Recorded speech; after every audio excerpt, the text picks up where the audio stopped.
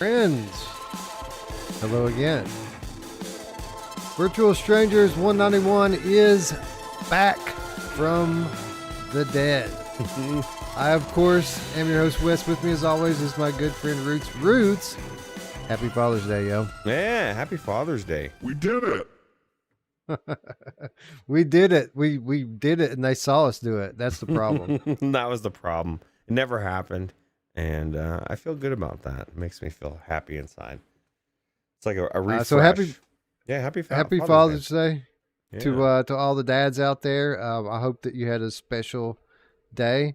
Although it is kind of a Hallmark holiday, isn't it, Ruuts? Like it's not a religious holiday. It's just a reason to sell ties and cards. Yeah, ties and cards and I don't know, maybe watches, tools, all the stuff that dads like, VR.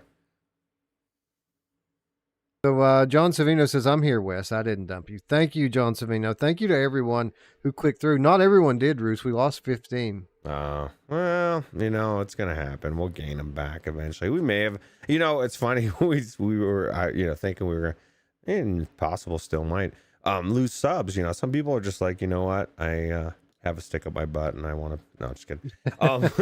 Some people are not approving and that's fine. You do you, I'll do me. But we actually gained 2 subs while we were in between, which is kind of ironic. So, we appreciate you guys. So, D with another 420 donation says for, D. If only I had one of those Men in Black things, Ruuts, where I could just, everyone stare at this for just a minute. That would be awesome. Yeah, that would be amazing. Yeah. That'd be scary though, because I think I'd do the show with my eyes closed now. So. Yeah, it's probably a good idea, right? I mean, if people watch the show with their eyes closed, then we wouldn't have had to restart. Yeah, that's true. That's very true. So it's your fault. I'm putting the blame on all of them. Yes. Yeah, but we appreciate you, and we're not going to hold it against you anymore. It's a refresh, right? Chrome Colossus wants to know if there's a My Dad button. Not for now. See, this is the thing. I don't even think there's Father's Day, really. I mean, they kind of say it is, but it's not like Mother's Day. I went to stores today. I went to Denver, Colorado time. They didn't have any Father's Day specials. They didn't tell me Happy Father's Day. I guarantee if it was Mother's Day, they would have been like, oh, Happy Mother's Day to every woman that walks in there. It's just the way the world is. Yeah. Again, Hallmark holidays, both of them. But you know what the sad thing about it is that if you don't wish somebody like Happy Father's Day, Happy Mother's Day, they get like butthurt about it. So you have to treat it like it's a real holiday, even though it's not. Just obligatory. You just send a text. Hey, Happy Father's Day. I mean, I get the sentiment. Like we should tell our parents that we appreciate them. It's actually one of the 10, right? One of the 10 rules that God laid forth. If you believe these sorts of things, which I think a lot of us do, like it's one of the 10. Don't kill people. Don't steal. Don't covet. Don't commit adultery, and honor your mother and your father. So that is true. That is true. Watt Marin in the chat says, "Hey guys, any embargoes lifting soon that we should know about?" And Spry Guy says, on the bright side, Ruuts' mistake cost D $8.40. Oh man. Samson 1343 VR with the $2 super chat says, if we're all super chatting again, happy Sunday. And Salvador says, I feel like I've been here before with this $5 super chat. So this is what we do, Ruuts. Here's the plan to finally get up enough money to get our Apple Vision Pro. We just keep killing the streams over and over again and making people repeat their super chats. Yeah, I think we lose about 15 people each time. We'll be here by ourselves in no time, right?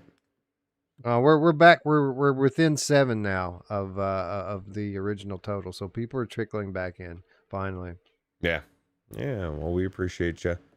And Mash is the daddy cool. He is. Alan Kara says it'll be Juneteenth before the stream ends for some.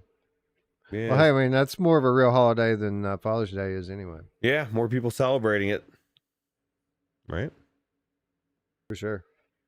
Anyway, as I was saying before, Ruuts, unbelievable packed banger of a show. We had so many different stories to choose from this week because the Upload VR Showcase was this past week, and they had 60 plus titles.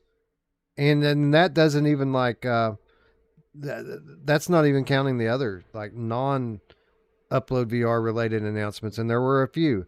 So we had probably the most news to choose from this week than any week in all of our 4 years doing this. It's nuts. If you go look at if the patrons go look at the show notes this week, 3 pages on the cutting room floor. Wow. And it's 80% game news. It's so many game announcements this week that I can't even remember all of it. Bluebell's going to be in heaven. She's usually, checking those out before the show even starts, right?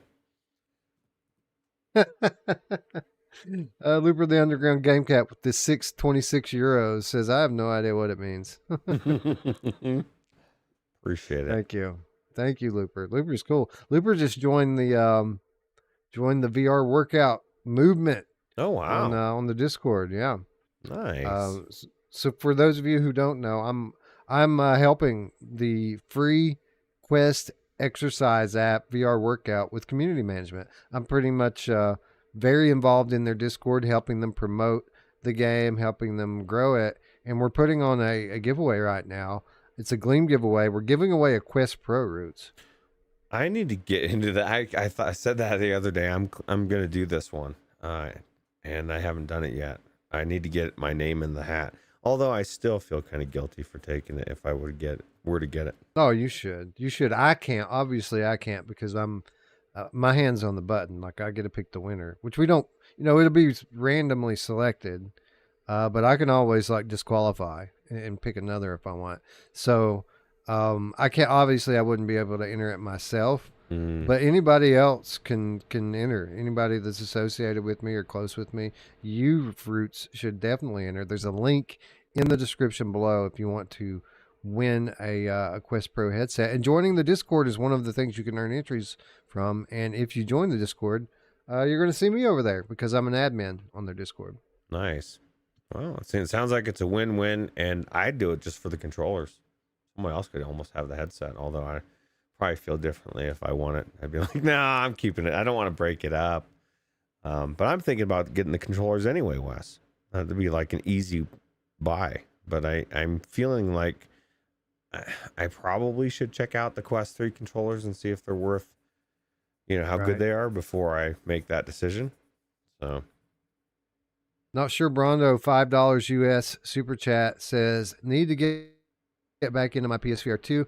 I've been stuck on The Last of Us. I still haven't tried that. We were going to do that one in Reshade, as I recall, but we were waiting on a performance update. Did that ever get better? That's a good question. I guess that'd be for Brondo. Did it get better?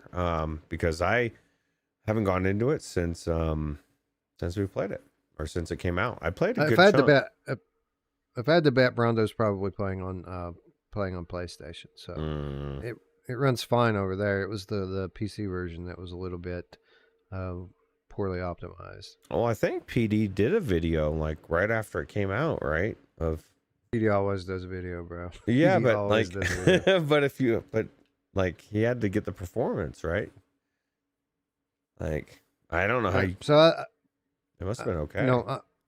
I'm about to the point to get started back on our tour through the world of modding. So many cool things. Do you remember that game that we reshaded not long ago? That Resident Evil clone. What's it called?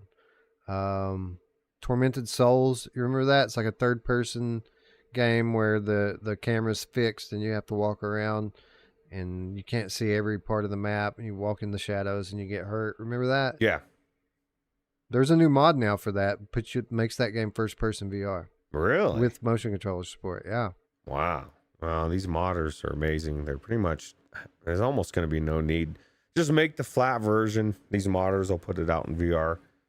There you go. Virtual Slayer Cat with the $20 Canadian says, anyone else feel like the VR revolution began this week? I'm more amped than I ever was for the future of VR. I could see certainly where that sentiment is coming from. I mean, there's a lot of hype around the technology coming off the heels of the Apple announcement and the Quest 3 announcement. And like I said, like there was something like 70 game announcements this past week. Now, a lot of those were previously announced games and we got new info on them, but a lot of them were brand new games that we had no idea were even in development. And yeah, man, it's a great time to be a VR gamer. There's loads of games coming up. There's loads of new headsets coming out. We still haven't heard anything from Valve or Samsung, and we know they're making headsets. Like, it kind of is the golden age, or it feels like we're coming into it. Yeah, we're right on the edge of like the explosion. Like it's kind of like already started. We just haven't seen it yet. It's like a star, it takes a while for the light to get to you. I feel like everything's kind of already been set into motion, and we're just going to be watching it roll out into motion here over the next probably 6 months or so. But yeah, it's going to be crazy. It's going to be cool. Yeah, excellent. Scott, the PSVR game cat for life with the 199 pounds says, you know who else likes to get a second tip? My mom. Oh, It's a yeah, good one. at the same time. Sometimes a third, man. She gets crazy. Yeah, special occasions like Father's Day. Father's she gets Day, nuts. dude. Well, she's got to hit them all at once. Well, That's she doesn't right. have to, She but loves she hitting- chooses to. So, Yeah, that's right. She loves hitting them all at once. Yeah. Who doesn't, though? Anyway, loads of new announcements this past week. Literally, Roots, I could have done a second banger episode out of what was in the cutting room floor, and probably another third passable episode. There's so much news this week, which is good news for us because we don't cover everything. So like literally, we've got a 10 trailer show, which is our standard long show. When we get up to 10 trailers on an episode, then it was a good week. We've got one of those lined up, but 5 headlines, 5 games out this week. So the stuff we picked is really the cream of the crop stuff to be excited about. Yeah, absolutely. Tons. Anyway, so with that in mind, we need to get the show started. So why don't we start saying hello to these people in chat? We did make it back up over 60 for a moment, but although it looks like it might have dropped back down. So people just came in and said, you know what? I'm Fuck out. this shit, I'm out of here. Yeah, I'm out of here. They're not going to be smoking on stream. I'm out. Echo into the future is here. What's up? Echo, good to see you. John Savino sticking with us through thick and thin. It says breaking news: Half-Life Felix the Cat PSVR 2 is coming. Says IGN. Well, IGN's the most reputable source for VR news, so you can take that to the bank. Half-Life Felix the Cat. Yeah. Okay. Yeah. Yeah, I didn't even know there I'm was down. I mean, I love Felix the Cat as a cartoon. So I'd like to see him in the Half-Life world. Is that like a real series, or is that No. Not Okay. at all. Geison's here. Aceville is here. What's up, Ace? Good to see you. Samson's sticking with us, of course. Samson was going to go away, but Samson's back. So good to see you. Thanks for coming back. Yeah, appreciate it. For sure. Spry Guy's here. How cool is it that Spry Guy's birthday falls on Father's Day? I know. I can't believe it. And Mother's Day, too. That was what was crazy. He's probably 17,000 years old by now. Right. Island Kara's here. Awesome Tatum is here. I should probably start scrolling up at some point. Ion, the Icon Miller is here. What's up? Michelle B. Conservative Juggalo Podcast. Ryan Brandon's here. What's up, Brandon? Good to see you. Techno Glitch. We know Techno Glitch is here. It's a giveaway episode, Roots. He wants to see if he won. Actually, Radio Runt was excited. He said he's going to actually pick up this game, Hubris, but he was going to wait until after the drawing to see if he won. But he's starting to see some games that he wants to pick up. So That's awesome. That's awesome. It's a good thing. I think we made the right decision pulling the trigger on the giveaway today versus after the launch day, because we don't want people waiting to get the game to find out whether or not they're getting a free copy.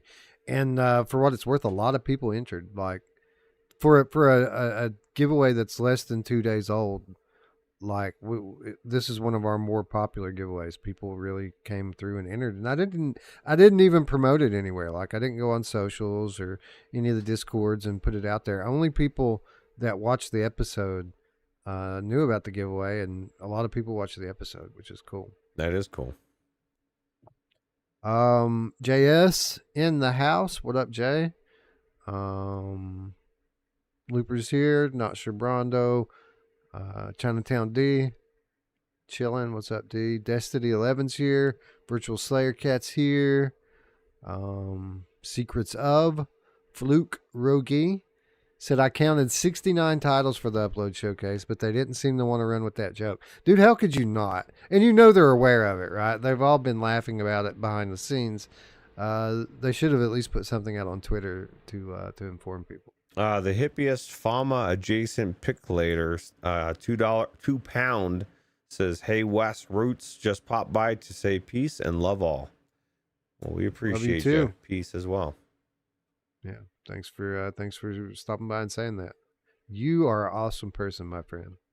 So, Alien Care says, I own it on Steam, so I didn't enter. Okay, so it's going to be a while before they get the update, but eventually Alien Care will get to play the okay, so that's cool. I don't blame you. I'm the same way. I probably, unless I was getting on PSVR 2, I don't think I would rebuy it.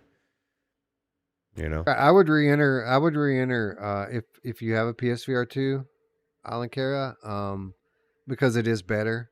I mean, as good as the Quest and the PC version are, the PSVR 2 version is notably better because of the same reason we say all of the ports are better on PSVR 2, because of the eye tracking, because of the haptics and the advanced triggers, adaptive triggers rather. So if you want to enter real quick, we will accept your entry. I haven't numbered them yet, but yeah, if you don't have a PSVR 2, then certainly the right call just to run with what you've got. Chrome Colossus has a good question. I know the answer to it, but it says, can we still enter to win Hubris? And right now, if you go to Saturday's Strangers in the Night and leave a comment saying that you want to enter the giveaway, because we went on the air early, I didn't get a chance to number everybody. Literally, that's what I was about to do when we found out we were live. Oh. So I haven't given everyone their numbers yet. So as long as everybody gets over there and gets that comment in before probably our first trailer, then you'll be good to go and we'll take the entry. Yep. Yeah. Hello, by the way, Chrome Colossus. Thank you for joining us.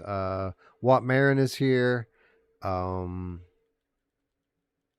Gabriel 004, the license to Meow Game Cat, is here. What's up? Bad Robo is here. Hello. Mickey Barrios. Old Darth is here. Says, woo, made it. You didn't though. You think you did, but you didn't. You missed it, bro. You missed it. Once in a lifetime opportunity. Traveling Man 3775 is here. As is Mepper. What's up, Mepper? Mind Jive is here. Says Deja Vu. Absolutely. I feel it too. Who else? Anybody else up there? Like Assassin 32 VR and Boognish 66. Both present. As is Demonic Waffles. What's up? Chris Richardson's here. Said I had to move the party to PC. You should be able to get it on your mobile now. Chris, I know wife is watching on her phone across the room from me, so yeah. Should be all good. Silver Nexus is here. Zorkon is here. This is your brain on drugs. Any questions? Happy? Oh, I'm just kidding. Berbercat's here. What up, Berbercat? Q Creator is here. Philos IX. I don't know exactly how to pronounce your name. Says I came back. We appreciate it. Thank you for coming again. You know who loves to come again? My mom. Oh man, you know, if it wasn't for dopamine and the fact that there's only a limited amount, it'd be all the time, Wes. Like you can't just. There's a limit your body can do. Just saying. That's true. And that's as far up as I can scroll. If you were in the first chat and I didn't catch your name, I apologize. If you're in this chat and I didn't catch your name, I apologize as well. Thank you for joining us. We have a banger of a show. Let's see who slipped in before we go away here? I'm sure someone did. Someone like, well, you already said Philozix is here. Corey Massey, for example, slipped in at the end. What's up, Corey? And the old school Game Cat's here, as is Matt and Kuda, and the hippiest fauna adjacent Pickolator.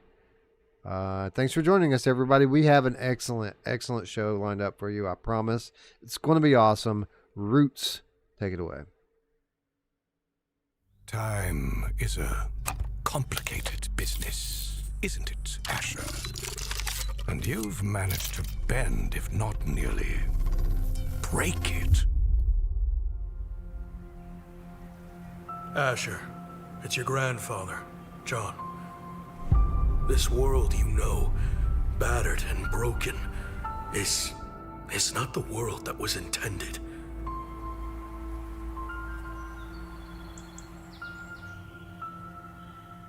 There are those that believe humanity was always fated to destroy itself. Hey, kid, you there?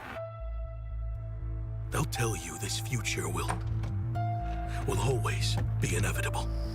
Well, thank you for gracing us with your presence. But be careful. Not all is what it seems. You must finish what I could not.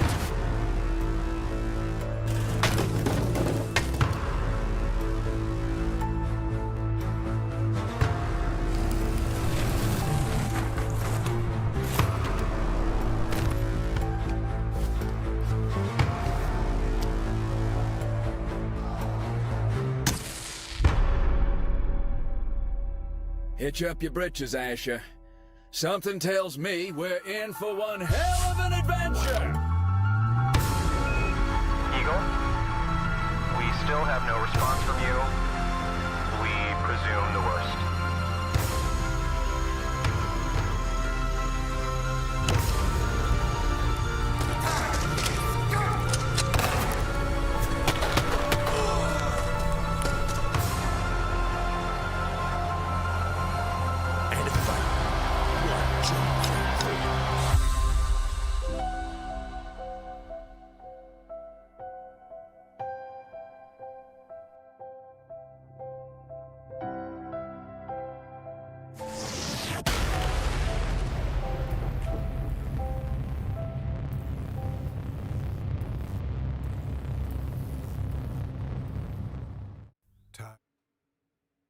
Wanderer, the Fragments of Fate, announced for PSVR 2 and PC.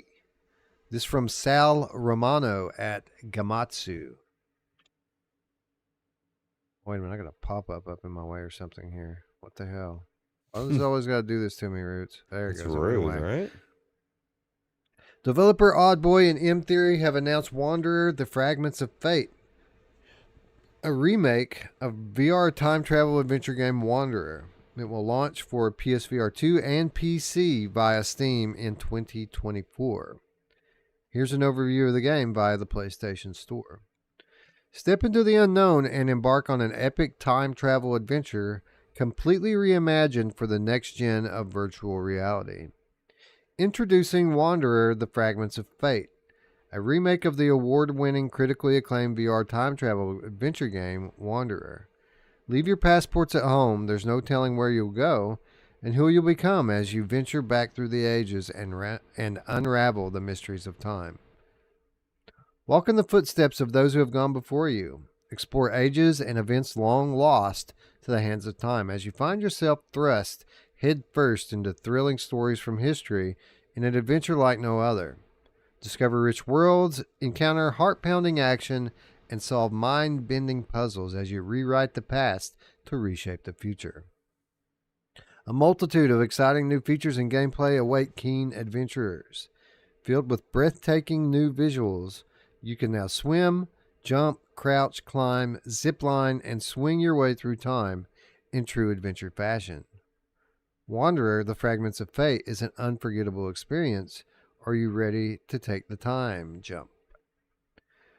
Wanderer, the Fragments of Fate brings an innovative and exciting new set of features and improvements that harness the true potential of PlayStation VR 2. World-class full-body avatars, allow you to embody characters through time, seeing yourself as these characters for the very first time. A dynamically responsive avatar, as well as eye tracking, create an experience designed to give players more presence than ever before. By harnessing cutting-edge PSVR 2 haptic technology, you can now indulge in an unparalleled level of immersion with proximity and context-sensitive haptics, finely tuned to enhance your experience to the fullest extent possible. Discover and explore eras and places you can only dream of through diverse and rich worlds. Discover a diverse and eclectic cast of characters on your intrepid quest. Experiment alongside frenzied inventors. Rock out to an endless crowd of hippies. Defend ancient civilizations from invasion.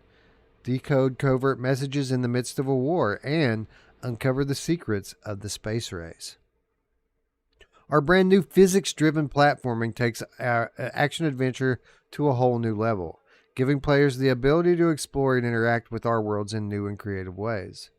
Swim, jump, crouch, climb, zipline, and swing your way through a variety of rich environments and landscapes with next-gen physics interactions, creating more lifelike and believable worlds. Even Samuel has been given a makeover. With the new UI, storage system, time traveling update, and an ingenious new feature, the Echo Diviner, allowing you to locate lost items, Samuel is now more valuable than ever. Wanderer, the Fragments of Fate, also introduces 3 exciting new levels, giving plenty of opportunity for exploration of expansive and rich environments. Alongside this, a whole new combat system has been designed around a new set of weapons, ammo, and enemies, allowing players to be more creative with how they solve the various combat situations that they encounter through time. Wanderer, the Fragments of Fate, has also had a stunning art makeover. Completely overhauled visuals for PSVR 2 create worlds that are richer and more beautiful, elevating the visuals to new heights. So, Ruuts, you know, when I saw this trailer, I had just assumed that this was a remaster, right? The same game that we had before with new next-gen visuals. Apparently, there's a lot more going on here, as this is a full-blown remake with new levels, new physics system, full-body avatars, new mechanics, new UI. Pretty much everything has been rebuilt from the ground up. The only thing that's going to remain the same is the story, apparently. I'll tell you what, I thought the same thing. Well, first I was like, okay, I didn't even know. I was like, is this I saw that this title and I'm like, is this a different game or is this the same game? Because they elaborated, they wanted to make sure that people know that it's like a different version, I guess, by adding the extra part, or was that on there before?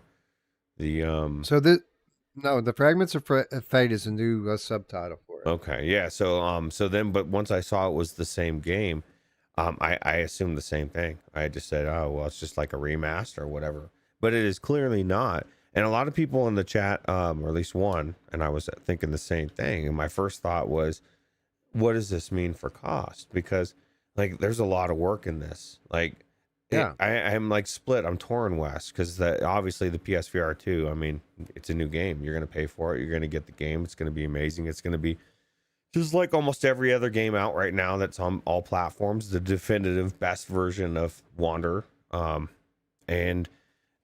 I guess that's out on the PlayStation as well for the first one. So is it going to be, it's not going to be a free upgrade, is it? I'm assuming, or is it? I would think not. And I think this is a smart way for them to do just enough work that they can call it a new game and justifiably not give people a free upgrade. I'd be shocked now that they did all this and not charge people for it. Well, do they charge half price? Do they charge full game price for people? Because this is the reality for most people. As amazing as the game is, and I didn't play through nearly as much as everybody else did, so I'm kind of psyched because I really do want to play this amazing version of it. But most people aren't going to go back in. I mean, I guess there's things, the coolest thing one of the coolest things I've seen is like you get to actually see what these people look like, as you're changing different avatars, different characters, different experiences in time, you're getting to see what those people look like. And that is kind of cool, but I don't know. I hope they remix the puzzles. like some of them anyway, like some of the puzzles were clever and difficult to figure out just because they were so outside the box with what you had to do to solve it. Hopefully that's not spoiled now, and then we do get a bit of a remix on the puzzles as well. But even if we don't, I mean, they've got platforming in here, they've got new combat. Like, I do think this is going to be a new game. But you're right. If you already know what the story is going to be, some people aren't going to want to pay full price for something that they already know a lot of what's going to happen. I think a discount is a good half step. Give people 25, 30, 40% off that already own it on PlayStation. And I think that's a great idea. I think that people would be happy at that point. They're absolutely justified in charging though. This should not be a free upgrade. They're justified in charging. They just have to realize that there's absolutely a limit to what people will pay for it. Because most people, like Island Kara said, and you just said, you paid for the story. People have already played through it. And a good chunk of people, probably a good majority of people, aren't going to buy it again. So, like, you charge full price, you don't get those people. You give them 50% off, good chance you could get them. You know what I mean? And they're already not running out and buying a second copy of it anyway, if it's full price, most people. So, yeah, so, I mean, again, this is exciting news. This was our game of the year, Roots. This was our game of the year. It was so good. A lot of people calling this, a candidate for greatest game of all time, which it isn't at my number one overall spot, but I could see people saying that. It was so high quality. This game was like beautiful on PlayStation VR 1. Like it was gorgeous. It was amazing. It was probably the best looking game that existed on that platform, right? Yeah. Clever time traveling puzzle adventure. Plenty of content here, nice length for a VR game. And yeah, man, the original was great. We were wondering why we don't have it yet on PSVR 2, and now we know why. It's because they're not just giving it a remaster, they're giving it a full-blown remake. Yeah, and I'm excited for it. I'm glad I didn't play through as much as everybody and finish it, because it is an amazing game. It's going to probably be one of the best, if not the best games on PlayStation VR 2 outside of Resident Evil and that type of stuff, right? So yeah, and even the graphics. I mean, I'm surprised that it looks this much better. Like, it was beautiful to begin with, but man, it really does look like a next-gen VR game here. Yeah, absolutely. Corey Massey has good points. Considering I bought The Last of Us 1 3 times, I'd pay for it again, considering the praise it's gotten. And there are people out there that will. There's a lot of people that will buy Skyrim 17 times. I'm not one of them, but I mean, this is the reality. The PlayStation VR 2 version is going to be something else. I mean, the game was already phenomenal, and everything that Wes just described that they're changing is just out of control crazy. I mean, everything, UI, the bag space, the fucking pocket watch. My buddy, he's going to be updated, Wes. It's going to be cool. So.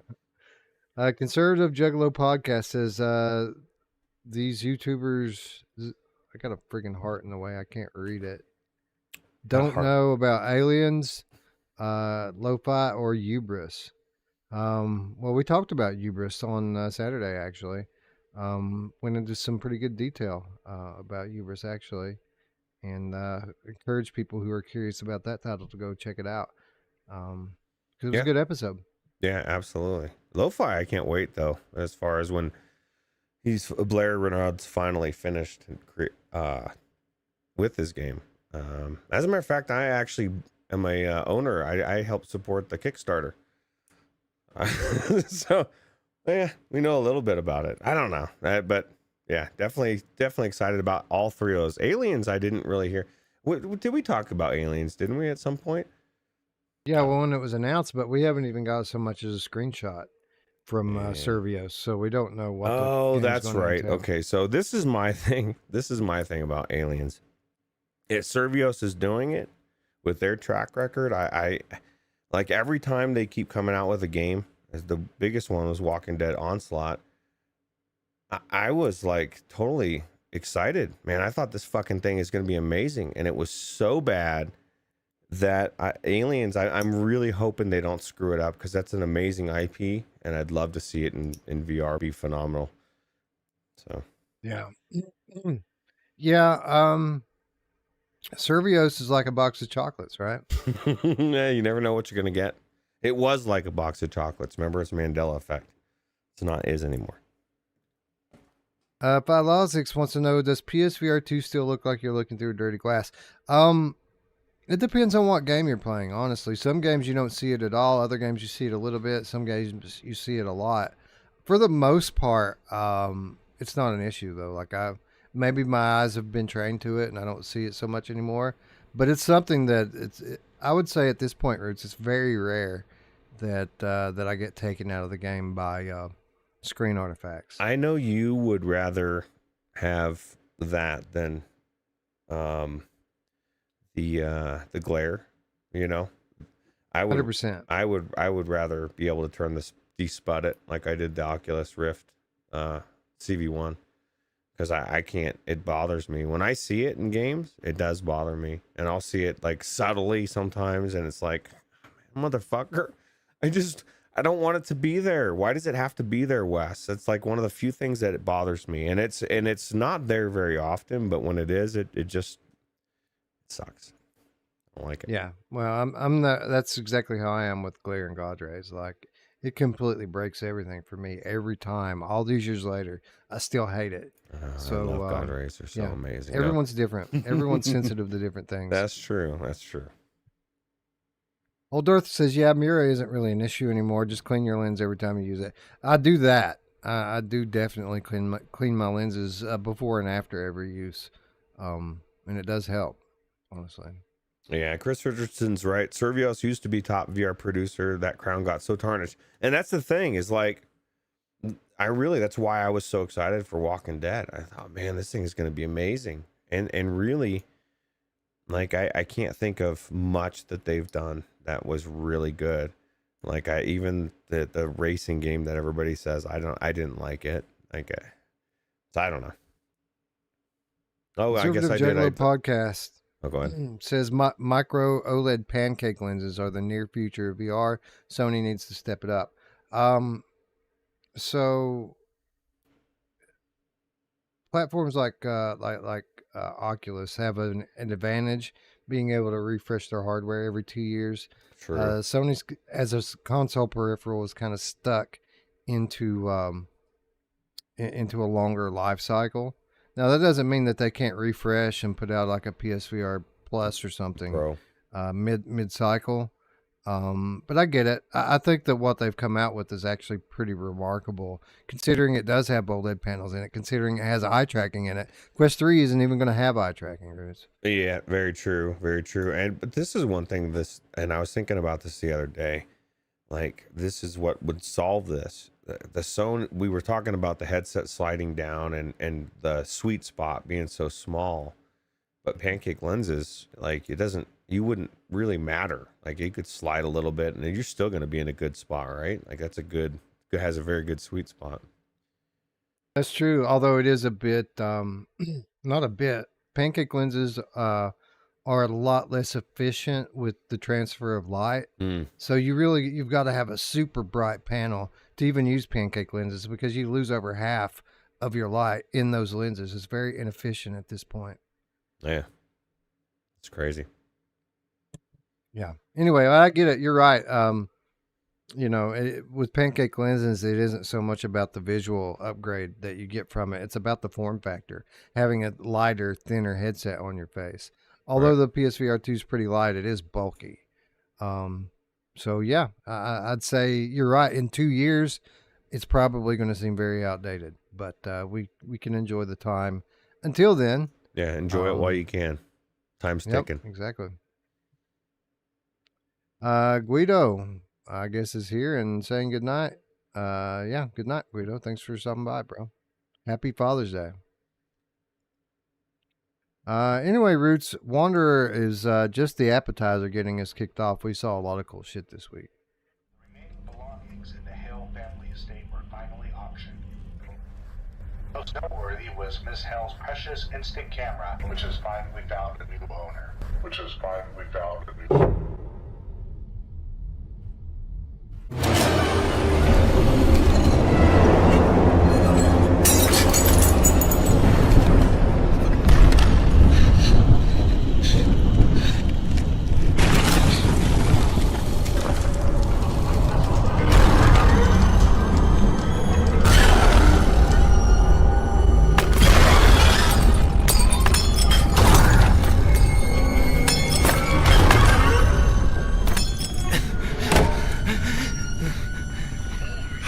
The attic.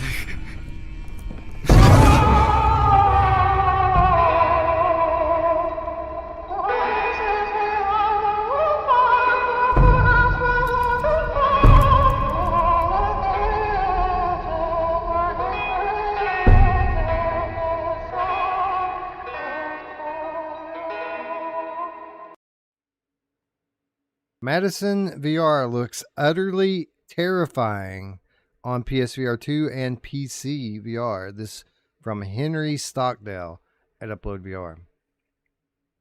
MADiSON VR joins a growing list of PSVR 2 horror games creeping onto Sony's latest headset and PC VR this Halloween.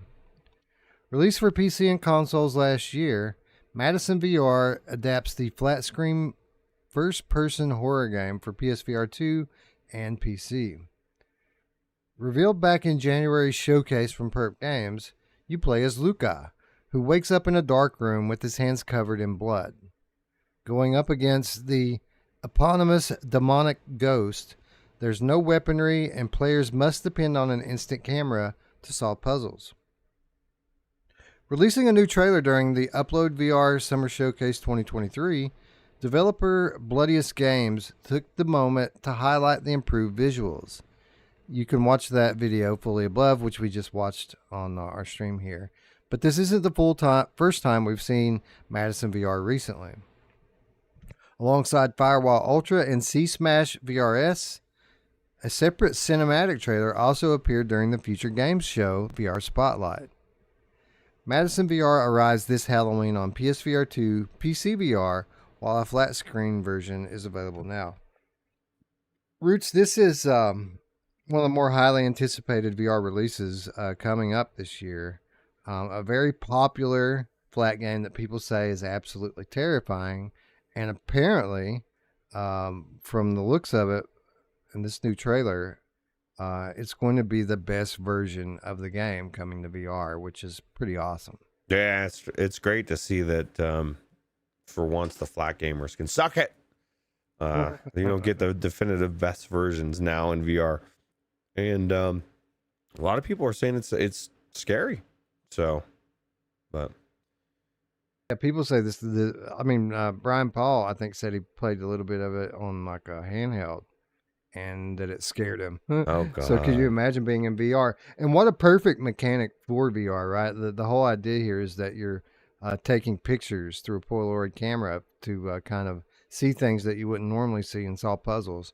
Yeah. I mean, it sounds like something that was made for VR, right? It does. It does. Is there any chance we're going to get to see Brian Paul live stream this?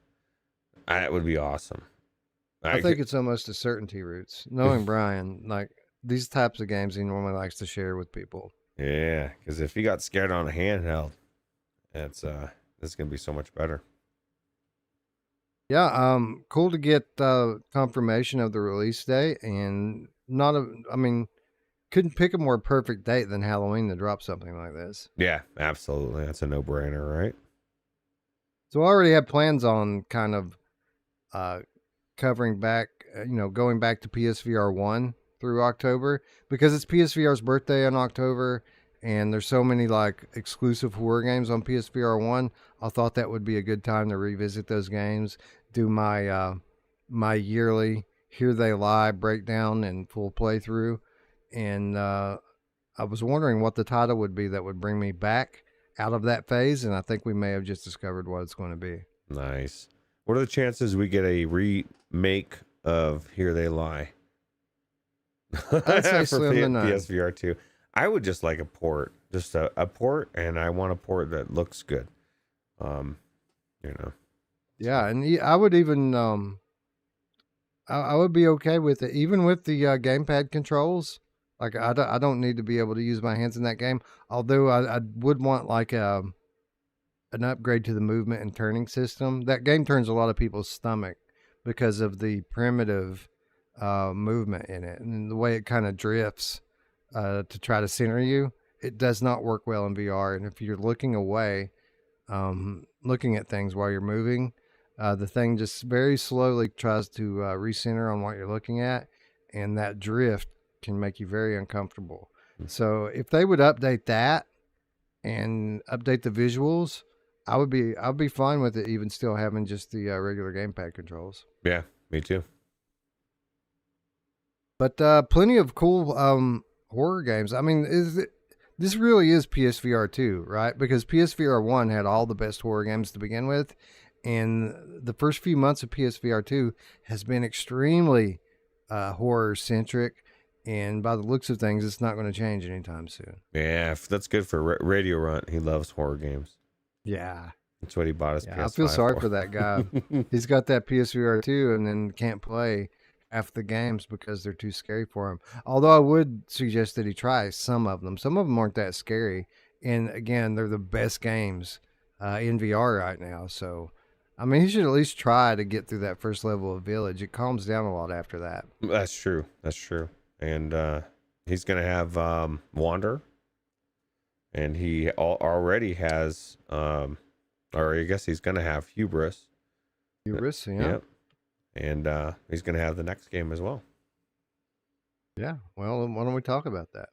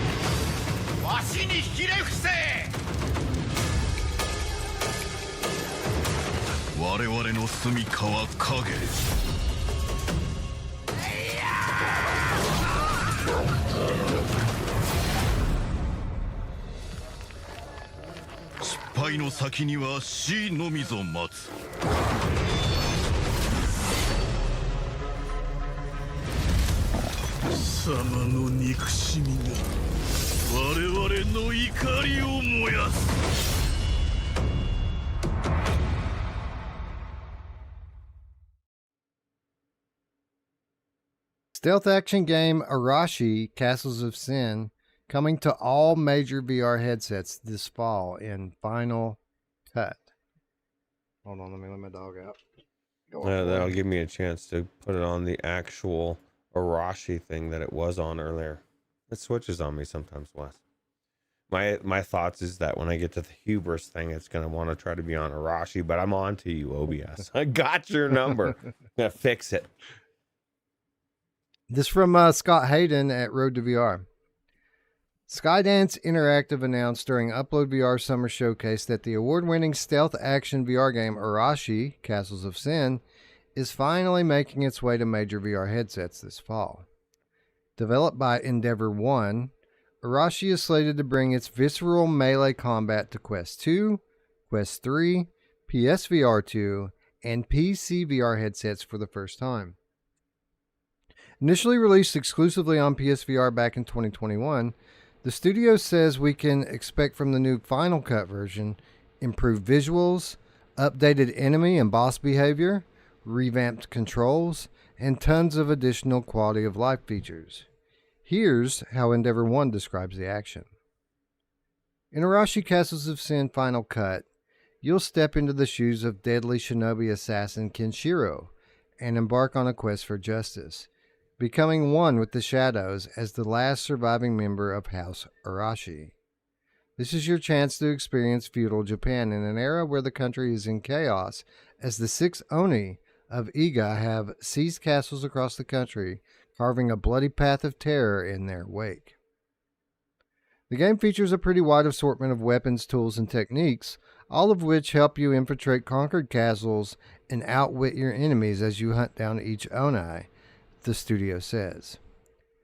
Arashi Castles of Sin Final Cut is slated to arrive on PSVR 2, PCVR, and Quest platforms sometime this fall.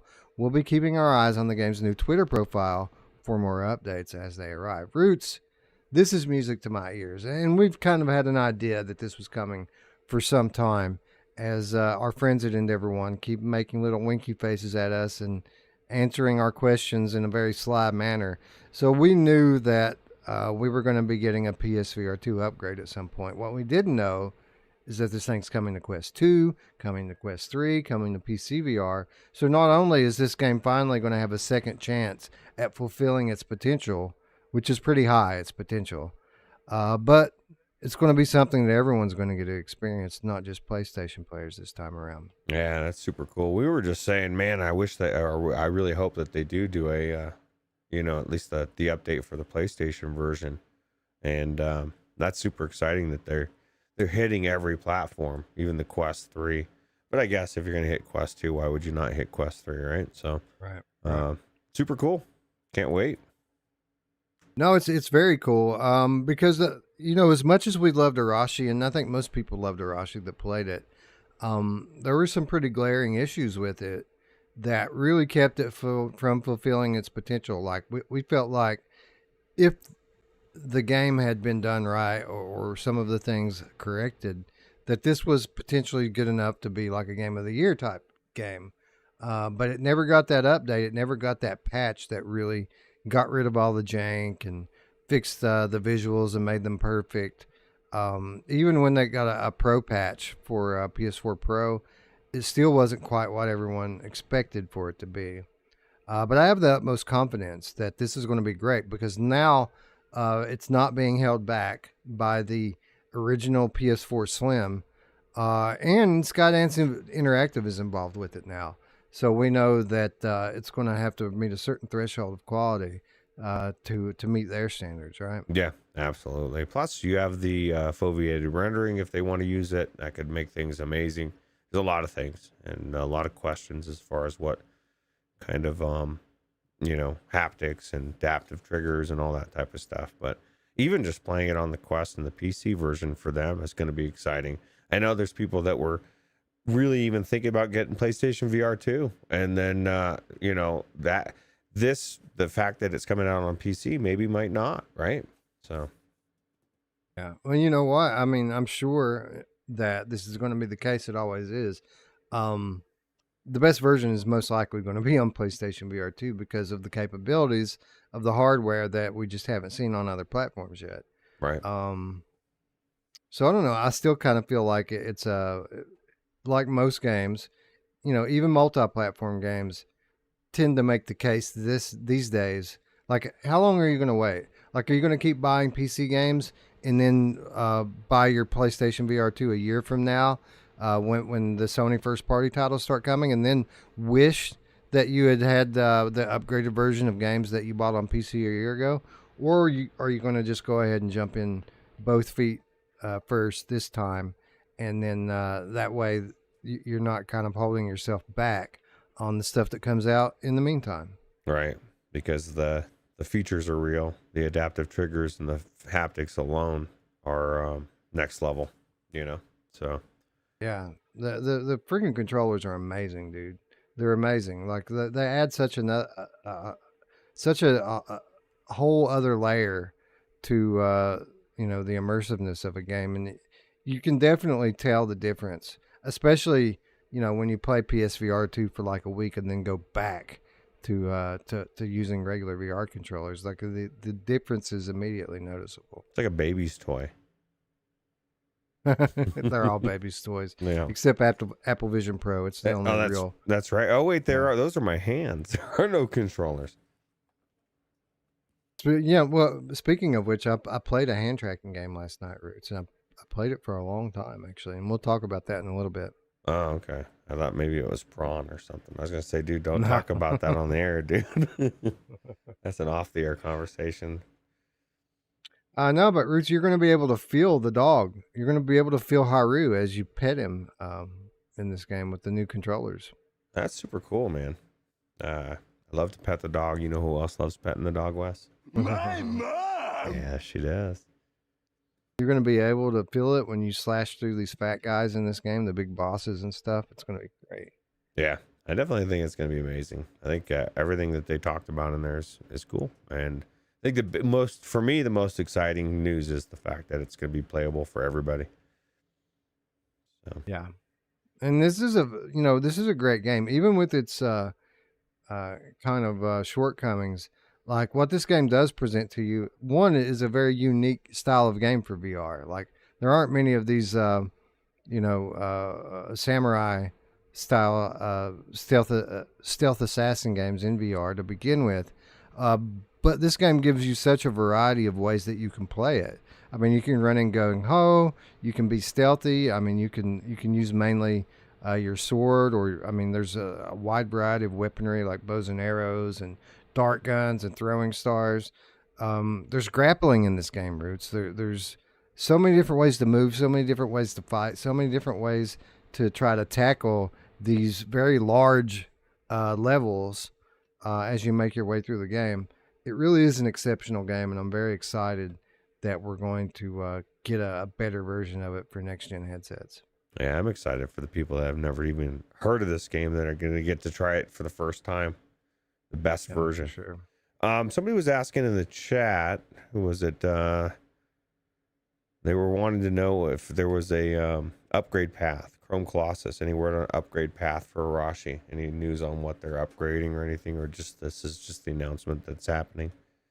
Yeah, we don't know yet if this is going to be a free upgrade or if they're going to charge a few bucks. I would be surprised if they tried to charge full price for this one, because this one is kind of a remaster versus Wanderer that's a remake. This one, it's just really they're just giving us the game that we had expected the first time around, right? Right. So I won't be angry at them if they charge like 10 bucks or something, or 15. But if it goes beyond that, then I think people are going to get upset. So, but I don't know. We'll have to wait and see. Yeah.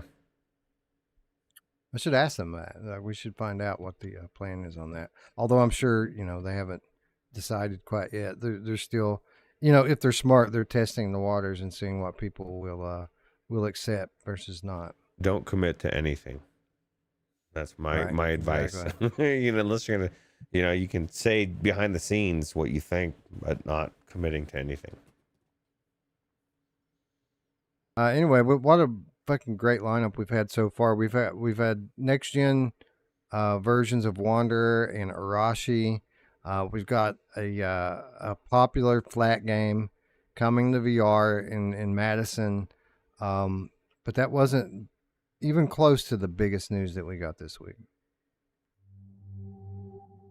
A Ubisoft original. In a stylish living room, a man slips on a MetaQuest 2 virtual reality headset and grips a controller in each hand. Crystal-like shapes form around him. Then he becomes Connor, deploying his hidden blade on a rooftop in the Revolutionary War era. He drops to the ground in 2 swift plunges and, drawing an axe, slams it into a redcoat before aiming a bow and arrow at several other British soldiers. The location shifts, and the character transforms into Cassandra, firing an arrow at a soldier in ancient Rome. Another soldier attacks, and she sword fights fiercely with the helmeted adversary, rearing back to deal him a brutal blow. The player transforms first to the man in the living room, and then into Ezio, perched on a rooftop in the Italian Renaissance. He drops, swings off a pole, leapfrogs over a beam, and dashes across boards to a wooden platform. Spotting soldiers below, he extends both hidden blades and plummets toward them. The crystal-like shapes give way to a view of the living room where the player lifts up his VR headset and stares off with a satisfied expression. An A-shaped logo appears. Assassin's Creed Nexus VR. Add to wishlist on MetaQuest.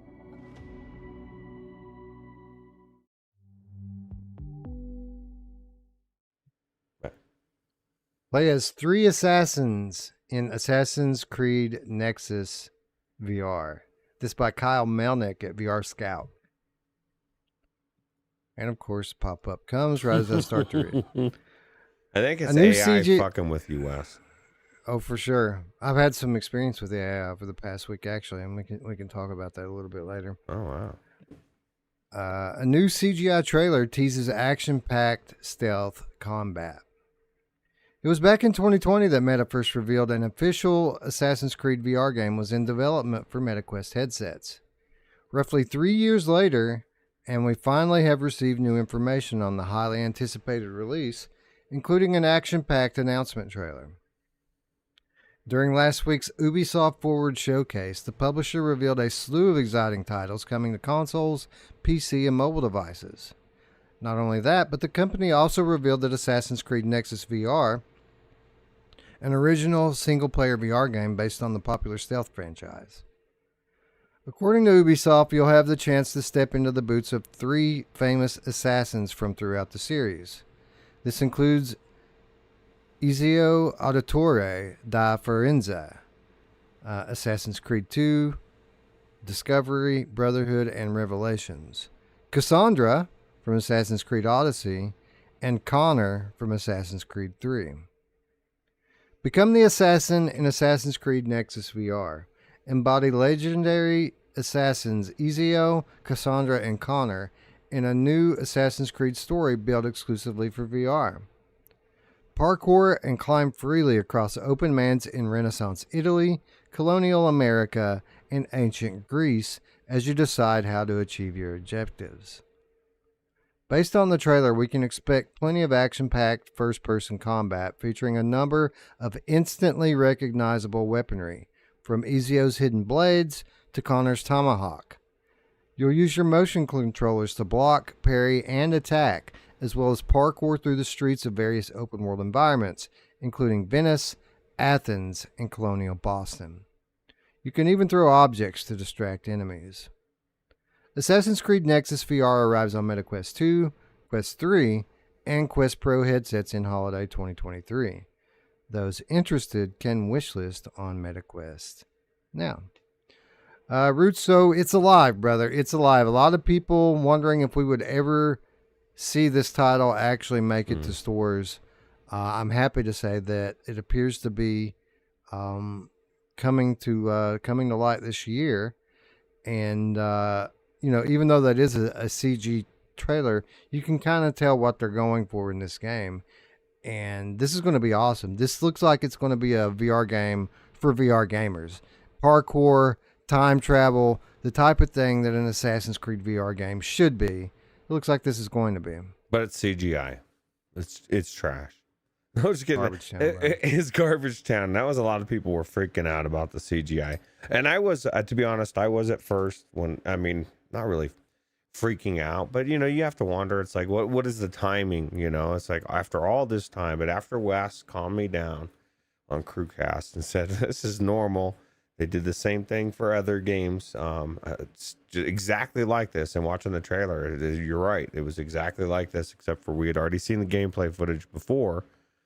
And developers have came out behind the scenes, or I guess on the side of in interviews, have said that there's footage they thought was coming out and that they were excited for us to see it. So I do believe it's going to be good gameplay.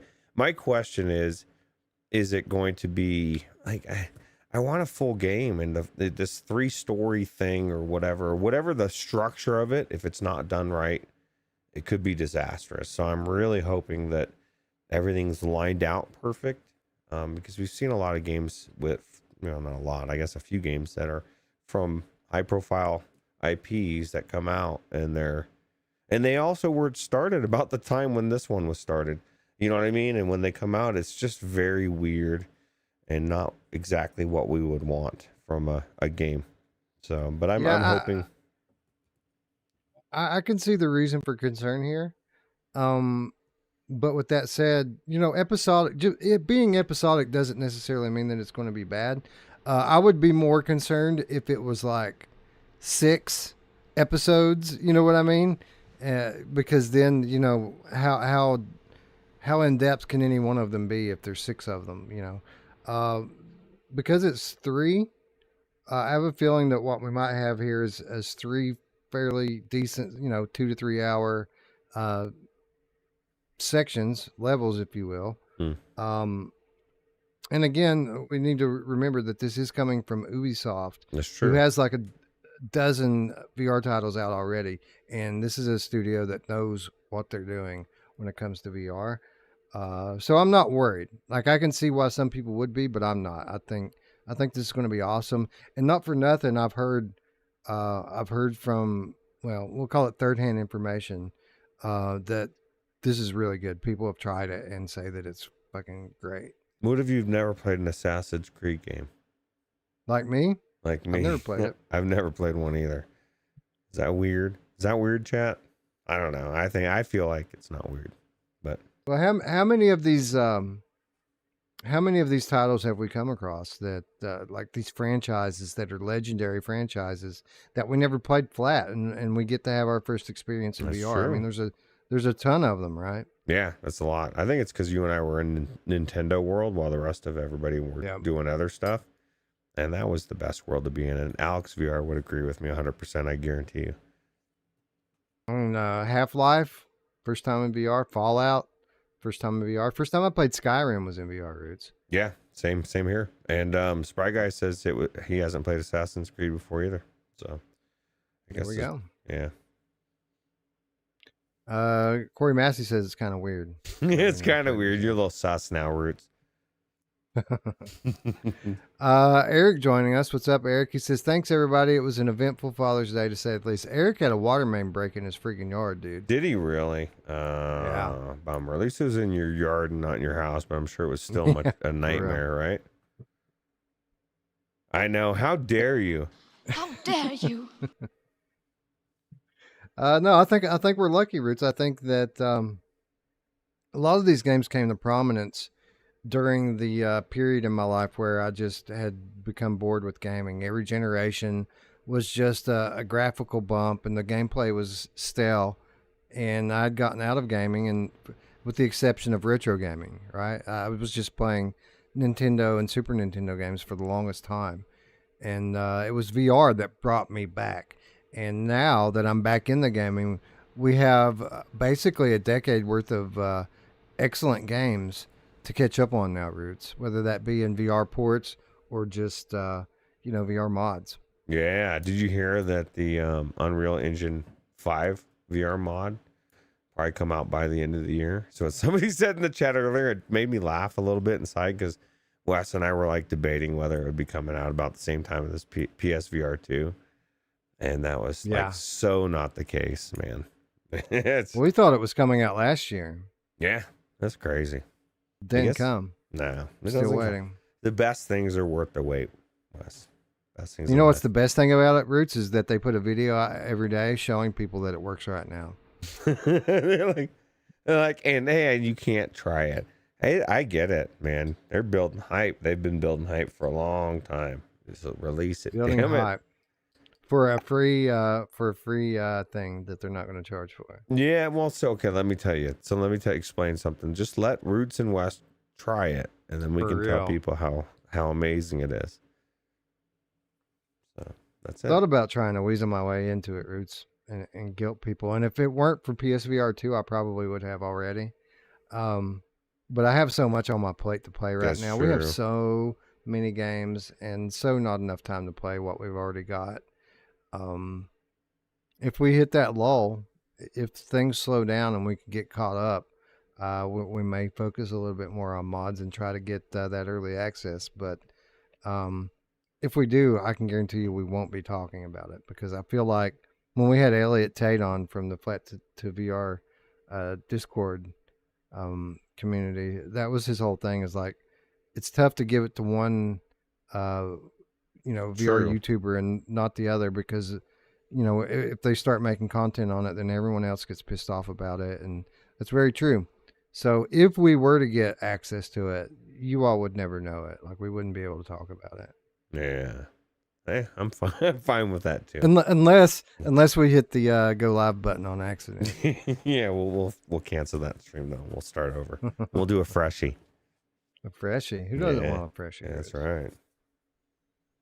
Anyway, I think that this friggin' year, I think as awesome as it has been so far, and it has already been awesome. We've already got enough candidates for Game of the Year to be a typical year in VR. Like right now, we have 5 or 6 legit candidates for Game of the Year. I think the second half of the year is going to be just as good, if not better, in terms of the games that we've got that are coming between Assassin's Creed and Asgard's Wrath. There's so many great games coming out. I mean, so many that we've even talked about already on this episode. Hubris, coming to PSVR next week. I think that this is going to be a banner year, and maybe, in terms of quantity, maybe the best year that we've ever seen in terms of VR game releases. Absolutely. 24-hour end of the year 2023 show. It would be 2023 show, right? Yep, 2023 show. That's right. Yeah, 24 hours. We heard it here. It's like, Looper, you didn't. Looper says Synapse. That's another great one. We've got Hellsweeper, which was friggin' awesome. Like, this year is going to be epic, dude. And that's if Sony doesn't release any more first-party titles, which they're going to, at least a couple more. So, yeah, man, what a year already. Yeah, absolutely. Scott, the PSVR Game Cat for Life, says Game of the Year will be RE4 hands down. I think that's true, but I don't know if it'll be the 2023 Game of the Year or the 2024 Game of the Year. Yeah. Plus, we don't know what's coming out, man. Like, what if GTA 5 or something dropped, or who knows? I mean, I don't think it would, but, like something crazy big, What if Deckard drops? You think they're going to drop Deckard and not support it with a new title? I don't think so. That's true. Anyway, what a great year. What a great episode that we've had already. We've had 4 out of 5 headlines. Banger.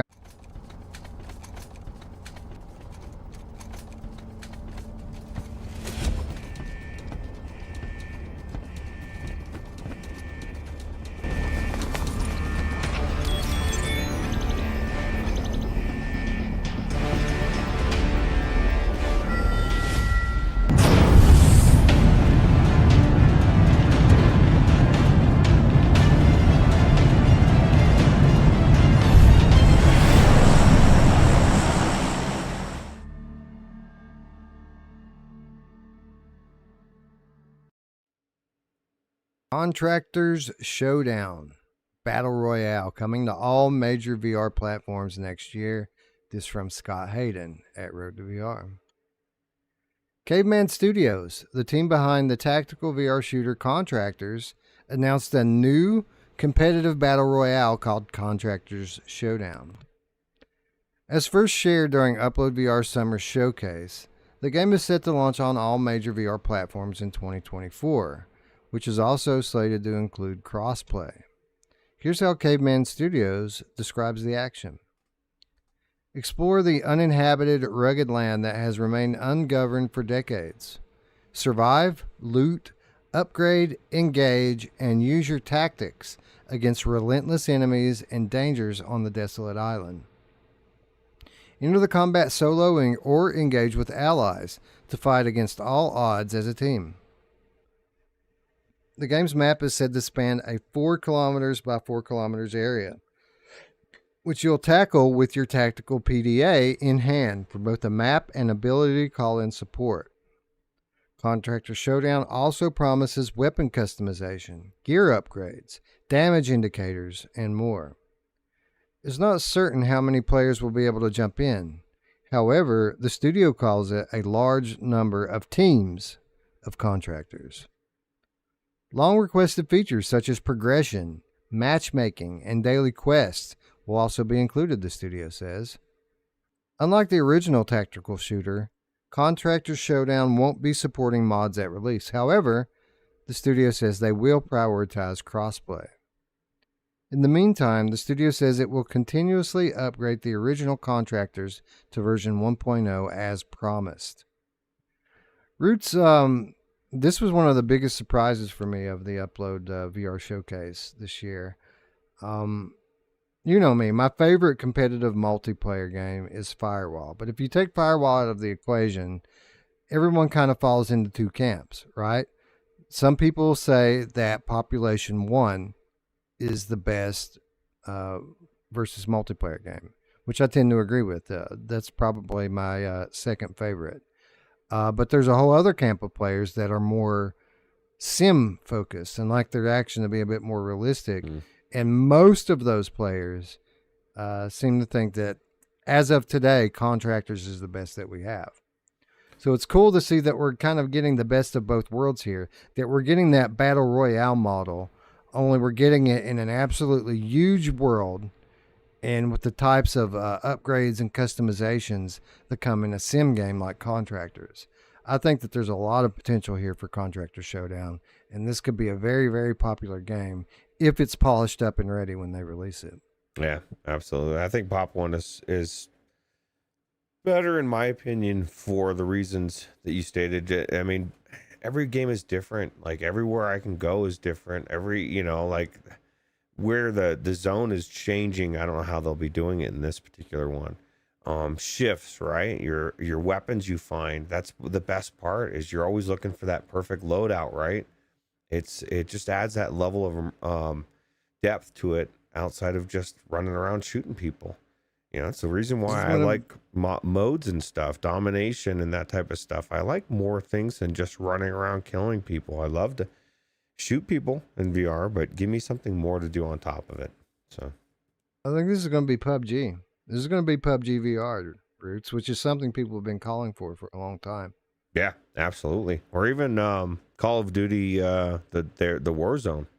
That's very popular. I know Eric's saying in the chat that he he loves battle royales like this, and he could get stuck in this one for a while if it's good enough. I could see myself as well.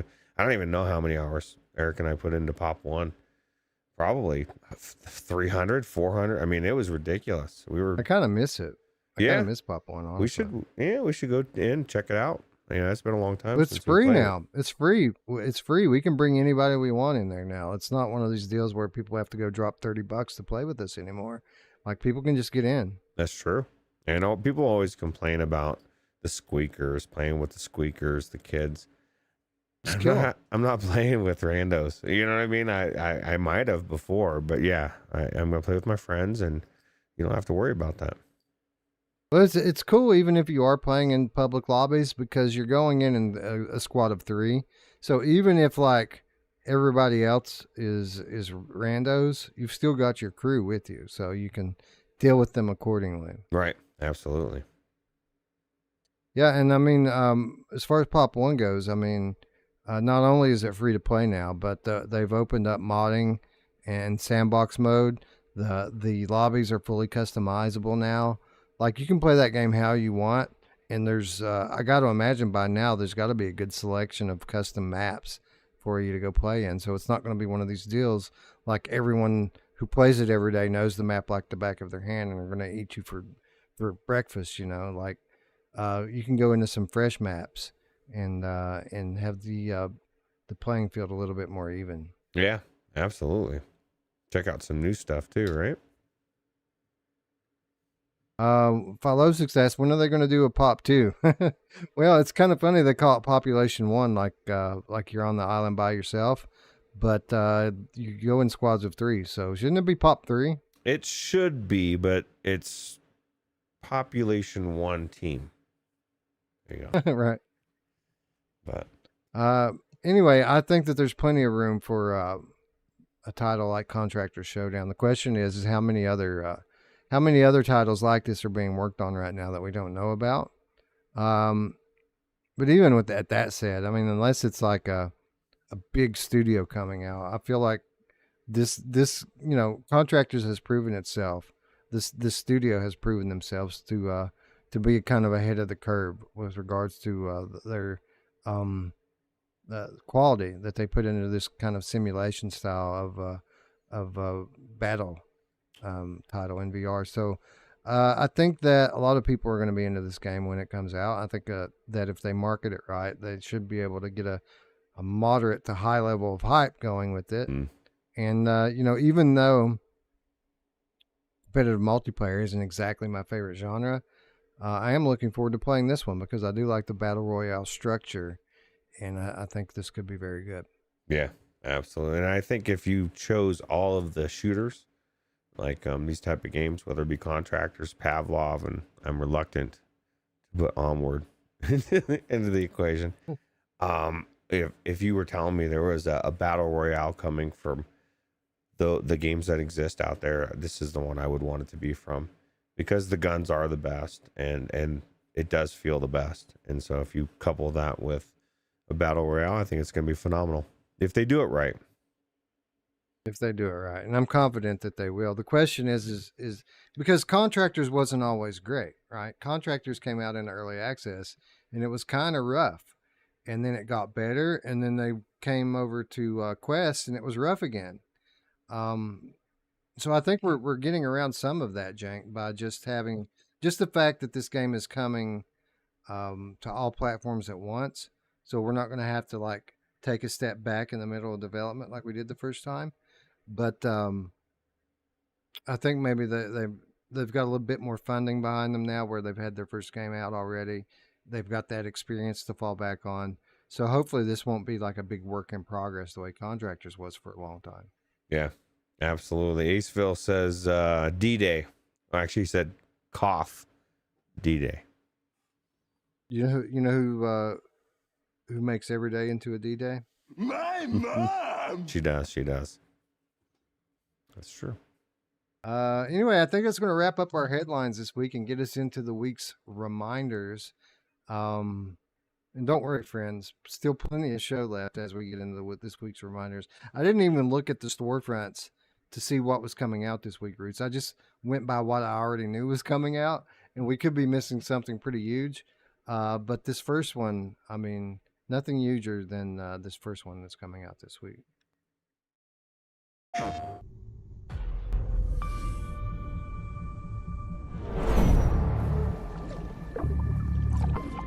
All right, recruit. Forget about the pleasure domes on the Pillar Planet. We've a mission to attend to instead. Buckle up.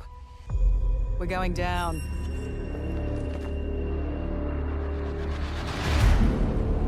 If we don't stop them here and now, it's a matter of time before that Uran venom spreads all over the twin planet system. All right, normally when you enter this loft, you would get a Vion sales tour, but we clearly don't have the time. Here's the med kit.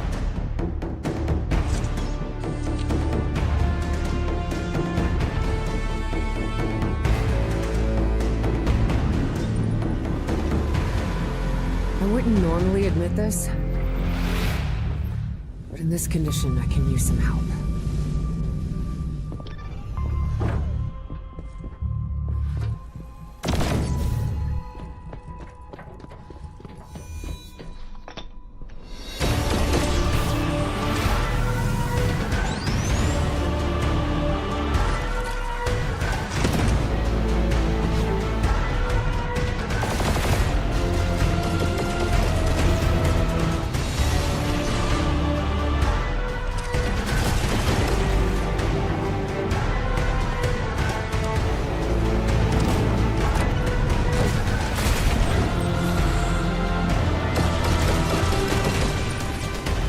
With me.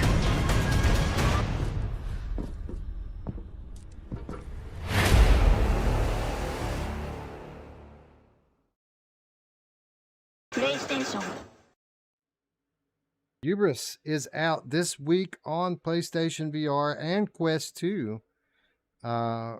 Roots is kind of cool, right? Like here we are. What was it been? 6 months, 8 months on from when Hubris first launched. And it feels like really it's just now actually getting its full launch, right? Yeah, absolutely. And it's the best launch that it has, right? Yeah, and that's the thing, right? The PSVR 2 version is the version. This is the one you want to play. And not for nothing, the Quest 2 version, that's probably the biggest shock out of all of them. I mean, the PSVR 2 is shockingly great, but that's not as big of a surprise is how good the Quest 2 version turned out to be, right? Yeah. It just both of those, the Quest 2 version and the PlayStation VR 2 version, to me are both surprises. I'm surprised that it looks as good as it does on the Quest, and and just how amazing it looks on the PlayStation VR 2. It's just, we were talking about that. Trying to pull up this thing here. You know who else is trying to pull up this thing here? Yeah, she is. You know, I feel awkward now, Wes, because I was talking shit. I told OBS I had its number, and then I didn't. I forgot. So I'm putting numbers on all of the entrants right now because we still don't have them all in. A lot of people entered. Chris Bayer says, I'm in for a PSVR 2 version. Thanks, guys. He didn't specify which title, though. I'm going to assume that it's Hubris. Yeah. Because it's the only one that we offered different versions of. Yeah. So for those of you who aren't aware, we're about to give away 2 copies of Hubris. And it's on the platform of your choice. Well, not exactly. You get a pick from the versions that are launching this Thursday. PSVR 2 or Quest. Those are your choices. And we have quite a few entrants. Oprah's excited, Wes. Entrants. She Shocker, is very Oprah. excited. Yeah. I mean, she gives away stuff all the time, but how often does she give away something as epic and awesome as this? This game's not even out yet, Roots. That's true. That's very true. So Mark Smith is entering as well. So put a number on his. He's entering for both those. So we gotta give him 2 numbers. Moy Bus PM. I mean, there's people. This is the weird thing, where it's like I didn't even advertise this giveaway like on socials or anything. There are people in our that have entered for this thing that I don't even recognize the names of some of these people. There's people entering right now in the chat, Wes, or they think they are. I don't know. Are they? It don't work like that. No. No. The window for entry has closed on this. Shame on you if you didn't watch Saturday's stream. We did actually even extend it to the beginning of the show to earlier. That's we were right. telling people, hey, I think who was it? Somebody said that the Chrome Colossus, right, got slid in there at the end, right? So that's right. 15 P6. I'm gonna go with the crowd, Wes, and I'm gonna put Hubris PSVR 2 in the chat as well. Does it work? I don't know. I guess I can't. I already got it though. How dare you? How dare you? William Mumford did it the right way. Made it easy for me by doing 2 comments, 1 for each game. I get it though. Like not everybody can be there for Friday night, Saturdays. That was only a couple. Was that last week or was that a couple days ago? Right, it was only a couple days ago. It was 2 days ago. Yeah. Yeah, it was short. Well, the good news is for everybody in there that said in the chat that they wanted the game releases next week. You're gonna get to play Hubris one way or the other. You're just gonna have to pay for it, unfortunately. But if you're on the Quest, I'm sure somebody's gonna be dropping a 25% off code, right? And if you're on PlayStation VR 2, you get to play the best version. It's a win-win. So Mind Jive says Hubris or Pixel Ripped PSVR EU. So the Pixel Ripped game, I guess I should have said it. We've got an NA copy of it. We don't have a EU copy for it. So apologies on that one. Yeah. Why can't they just make them the same? Why do they have to be separated by? Yeah, I don't know. It's weird. It is weird. 18P. Echo into the Future says, I also slid in there at the end because you know who else likes to slide in at the end? My mom! Yeah, she loves it. Slid in the end for sure.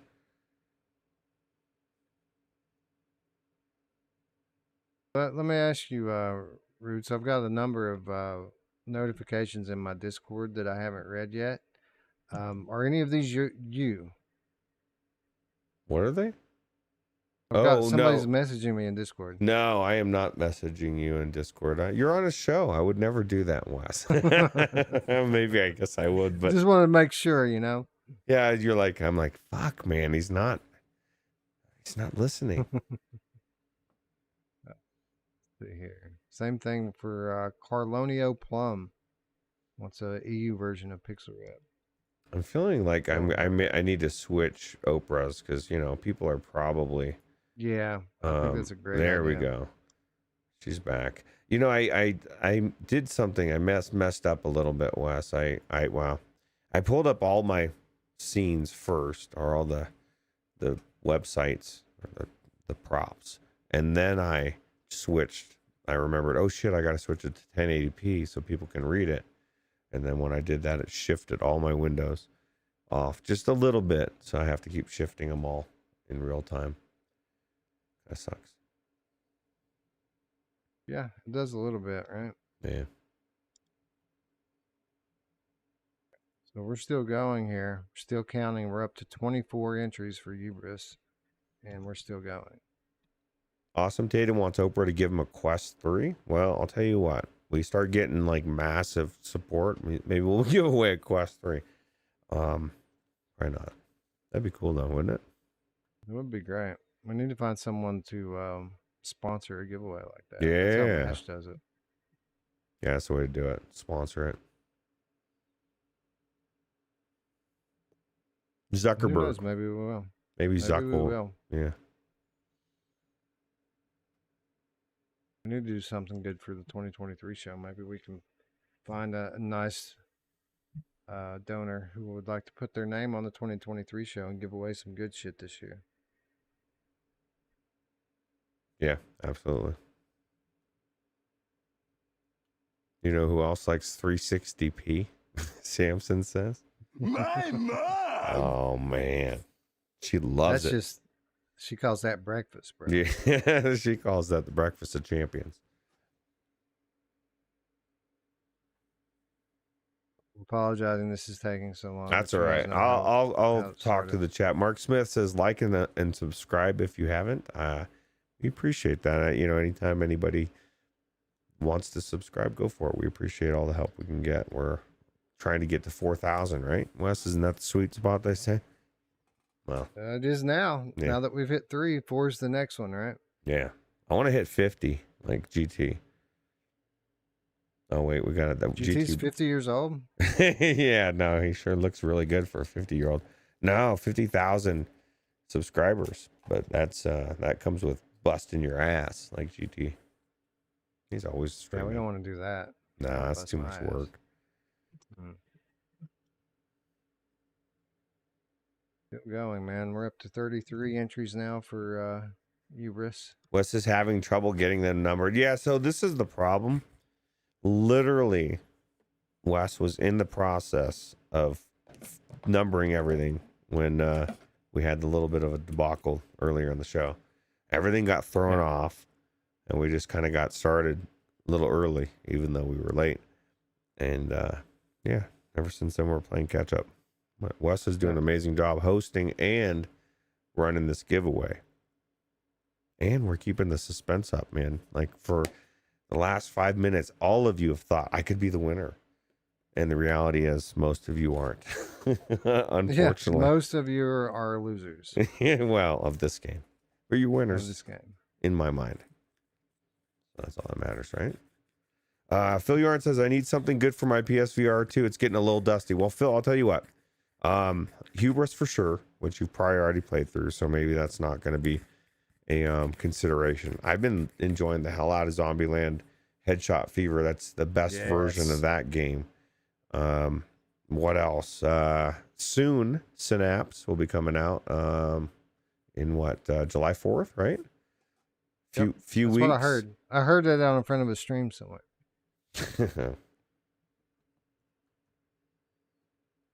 Let me ask you, Roots. So when last time I went in to play one of the Virtual Strangers games, I noticed that the primary console had been switched off of my console. Is that because you went in and did that to play Zombieland? I did not switch anything. You didn't switch it? No, not that I know. I don't even know how to really do that. It's weird. Okay. So, you know what might have happened? Because I noticed another account that was set to be my primary on this console was also logged out. Maybe it's just that after a time... That logs everybody out? It logs everybody out, yeah. Yeah, that's weird. Yeah, no. I didn't even switch it back. I thought it was you, so I just left it the way it was. I was like, oh, let Roots have it for a little while. No. I just that's weird. 38 for Hubris now, and 16 for Pixel Ripped. Still going. See, Awesome Tatum wants to know what level of Diablo 4 I'm up to. I just hit 52. Wes, when you hit 50, everything changes leveling wise. I don't even know what the hell is happening. They say when you get to level 85, the top level is 100. You're halfway at 85. That's how long. I watched both Radio Runt and D level like 3 or 4 levels while I was still on my same bar, slowly moving, because I was like 51 and they were 47 or 48. So amazing game.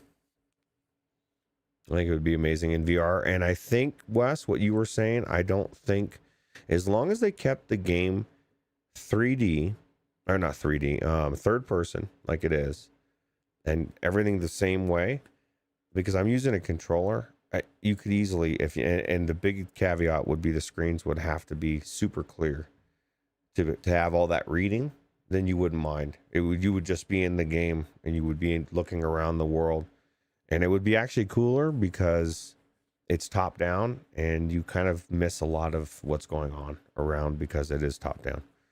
So, well, Oh, go ahead. No, I was just going to say, I love these type of games. This isometric view in Reshade, I think it's awesome. Oh yeah, I would love to see that game in Reshade. And this is the problem. And Mark Smith has a good point. Experience increases exponentially. I guess that's what we were surmising. I'm guessing that at level 50, 51, 52, I should be in tier 3 by now. And so, because once I get to tier 3, then everything gets even harder and you get more XP and more gold and so forth. So I would imagine once we get done with Act 5, which we're getting pretty close, we may finish it tonight, then we'll switch over to tier 3 and we should start getting more XP. So and I think this might be the most entered contest ever that we've done, other than like end of the year things. Well, I'll tell you what, it's a good testament to how good this game is, because it's just amazing. I mean, it was amazing on PC. The fact that they got it on Quest and 99% of it's there. The only thing that's not there is a little bit of shimmer in the distance, which, I mean, on the Quest is fucking phenomenal. That game looks amazing. And then the PSVR 2 is just hands down probably one of the better games I've played this year.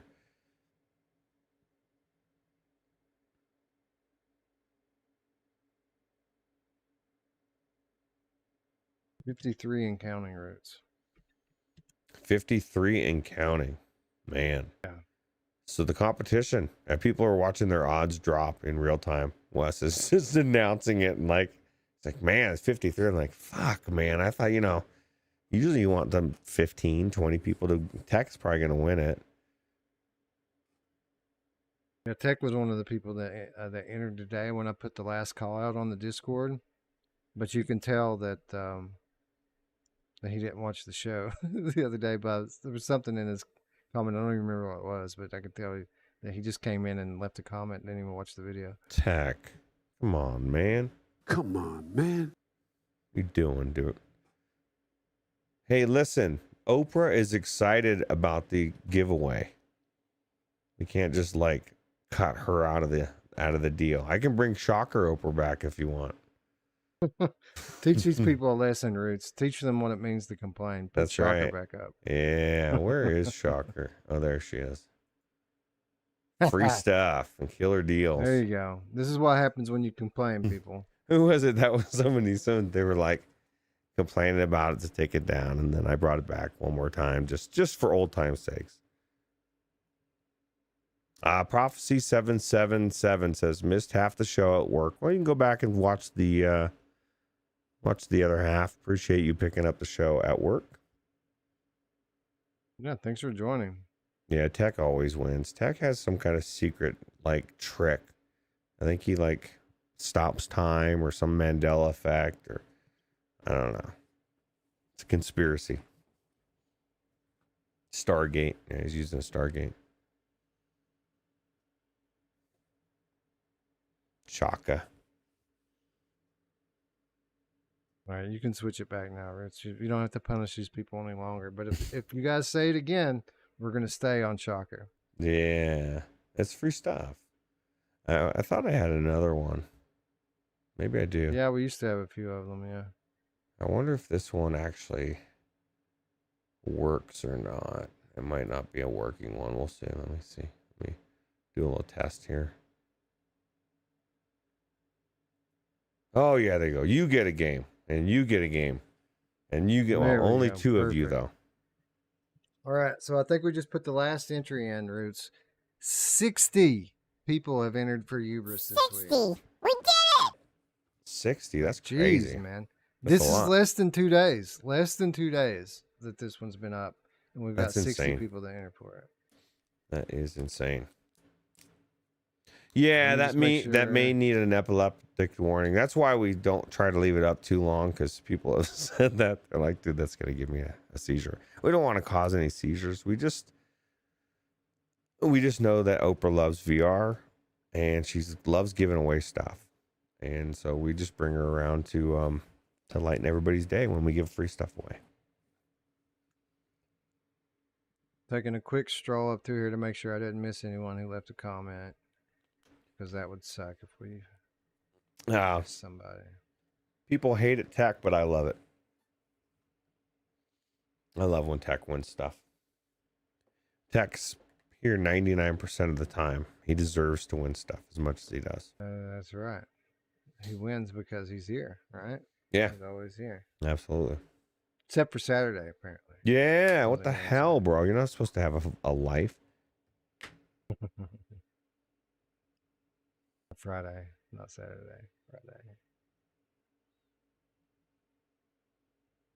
So I think we got everybody. It looks to be the case. Flame Hat the Gamecast says, morning, folks. 5:30 here in Sweden. Well, hello from Sweden. Well, I guess hello to Sweden. I'm not in Sweden. I've never been to Sweden. You ever been to Sweden? I'm not fancy like Alex and Skiva. Yeah. Or is it did Eric go to Sweden? Or was it Todd? I don't know. Probably Todd. I don't know. This is my thing. You can call me paranoid. Leaving the country sounds like a bad idea. I've said that for like a year now. I don't want to get stuck in some, Just because you're paranoid doesn't mean that it's a good idea. Yeah, that's true. Yeah. So you guys know the drill here. We're going to use our usual method of picking winners. Everyone who left a comment has been assigned a number. We will now go to the random.org random number generator and ask it to give us a number. Whoever's name corresponds to the number that we're given will be the winner. For Hubris, we're going to pick 2 copies. Oh my God. You're going to get to choose the platform of your choice. And if you win, we will, hit me up on Discord, and we will send you your keys on launch day, which is this Thursday. If you don't win, you need to go pre-order the game immediately because it comes out on Thursday. And you don't want to be left out. Everyone else is going to be playing this awesome game. And what are you going to be doing? Yeah, and we've already played both versions, and they're both amazing and definitely worth picking up. We're going to do Hubris first, and then we have a copy of Pixel Ripped 1978 on North American PlayStation VR 2, and we're going to give that one out as well. I feel awkward about that, Wes. We need to verify that, or not verify that, but I guess kind of verify that for people next time, right? I didn't even think about it. Well, I didn't even know, but I wouldn't have thought about it. Anyways, 1 through 60, random.org. We're going to hit the button now. And the winner is number 27. We did it. Oh my God. We did it! Is that Tech? Techno Glitch! Oh no, I gotta figure it out. Who's number 27? Let's see. Is this a tech button? Techno Glitch. I forgot. It's probably not Rolling. tech. We're almost there. the handy capable gamer. Oh my Congrats. god. I love the handy capable gamer. Is the handy capable gamer lurking? Let's see. No, does not appear to be the case. All right, I do know that handy capable gamer doesn't miss too many episodes though, so I'm sure that they will see this episode and claim their prize. Thank you for entering, everyone. You guys are amazing. I mean, crap, dude. This episode in 2 days is already up close to I think 1,100 views or something. Wow. Like that. Yeah. It's done very well. So thank you to everyone who tuned in. Thank you to everyone who played. Yeah, 1,100 views already. Less than 2 days. So that's pretty awesome crazy. for us. Anyway, that's number one. We have 2 winners. So let's pick the other one, shall we? 1 through 60. Random number generator says 53. Oh.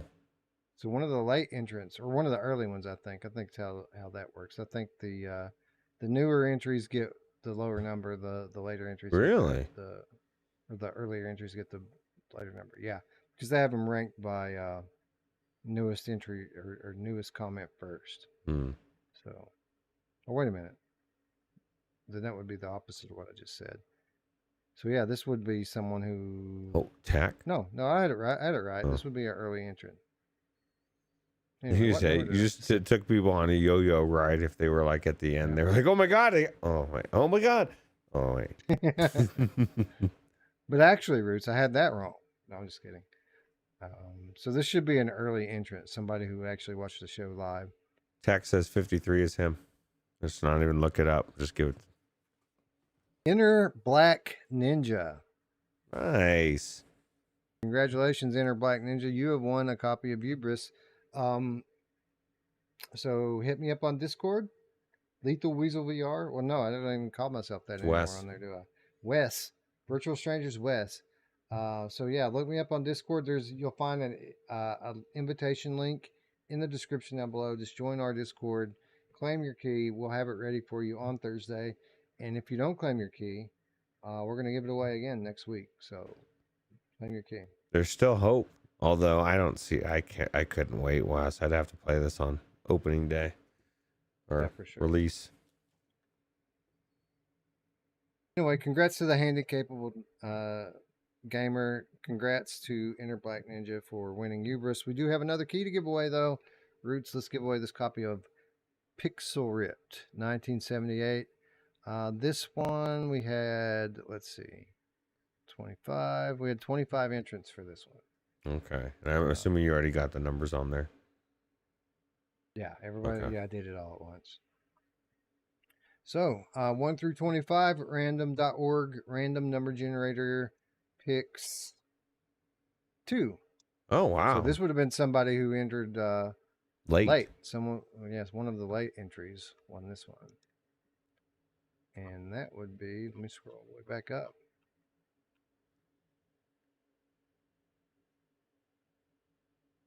That would be the Fourth Wall Breaker. What's up, Fourth Wall Breaker? You are the winner. Fourth Wall Breaker entered 2 hours ago. 2 hours ago, and is the winner. So, wow. Congratulations to Fourth Wall Breaker. Hit me up. Hit me up on Discord. Claim your key. We've got it ready for you to go. This game is out now. You don't have to wait. You can play it now. Yep. So that, I mean, that literally, he must have put it in after you put the thing in the Discord. Yeah. So yeah, what I think that's exactly what happened. What a good reason to join the Discord, right? Because he probably might not have even known the game was being given away. Yeah, that's true. That's true. Robert Starenchak says we need Ranthony back. Well, hopefully we're gonna have some news on that front soon. Hopefully, I'm throwing an invitation out in his direction. I have something very specific I would like to participate in, and hopefully he says yes. So yeah, I agree. We need to have Ranthony back. He's the one podcast I miss the most, or I guess he's not a single podcast, but I used to love watching this show. As did everybody that watched it, I think. Yeah, I mean, who doesn't want to hear Anthony talk about PSVR 2 Mira? I think he was so upset about the cable being on PSVR 2 that he left VR. Like, that's what it felt like. my favorite was him talking about going into VR in a scuba tank, like into an actual water. And I was like, I love it. That's good. My favorite's watching him like stream puzzle games. Oh yeah, that's the best. Yeah, that was that was awesome. I do miss Anthony. A lot of people do. Raider Run we says still he talk missed, about him. He's been gone for a while. Anthony's been gone for a while, and people still bring him up all the time. Yeah, yeah. We miss you. We wouldn't Anthony. we wouldn't be here if it weren't for Anthony and his channel. Like that's how true. we got together. That's we absolutely met each true. other in his message boards and chat. Yeah, that's exactly true. You all have Anthony VR 365 for those of you who don't know who that is. It was a cool channel back in the day on YouTube, and that's how Ruuts and I met. The other co-founders of the channel. That's how we got started on all of this. Ironically, Nathy was the first YouTuber I watched that got me into watching or getting into buying VR. Oh, that was cool. Here I am in 2023, and I work in the VR industry, and I can legitimately think back to a couple of people that if it weren't for them, I would have never went down the path, and I wouldn't be where I'm at right now if they hadn't inspired me. Anthony's one of those people, and another one, PSVR Frank. Like PSVR Frank was the first one that, like, I was watching him before I had a VR headset. He's the one that convinced me that this is something I needed to get into.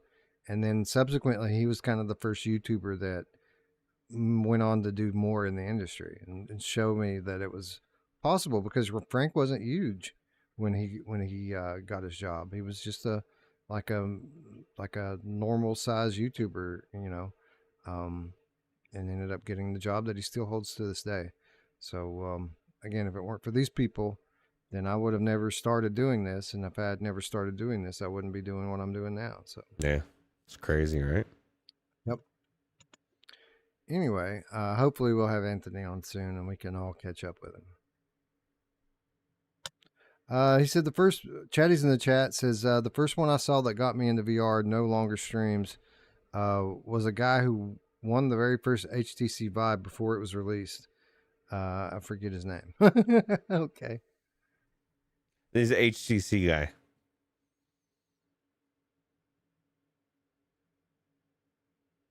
Frank getting some love in the chat too. Epic's 911. That's another one that I used to watch a lot. Epics, yeah. That's funny. All right, so we need to move on. People are getting frustrated of looking at Oprah for this long. Can you imagine how sick they're going to be when she runs for president, Ruuts? Yeah, see, this is the thing. We got to get you ready for Oprah, President Oprah. Right. President Oprah. Can't wait. Yep. Anyway, let's there's some other stuff coming out this week, Ruuts, not just Hubris, and some pretty interesting stuff coming out this week. It's easier to grasp the aesthetics of the imagination than the visual truth of memories. Precisely. 8% of Dream reconstructed. Who found her? Didn't you get the report? It was her husband. Okay. I'm investigating the brain of a top executive. I'm not really sure the story around her death is true. 16% of Dream reconstructed. I saw a lot of other things. I just need to understand her unconscious better. There's such melancholy to all this. When we first started, we didn't know where we were going to end up. The challenges we would face. Joanna, is it you? 100% of Dream reconstructed.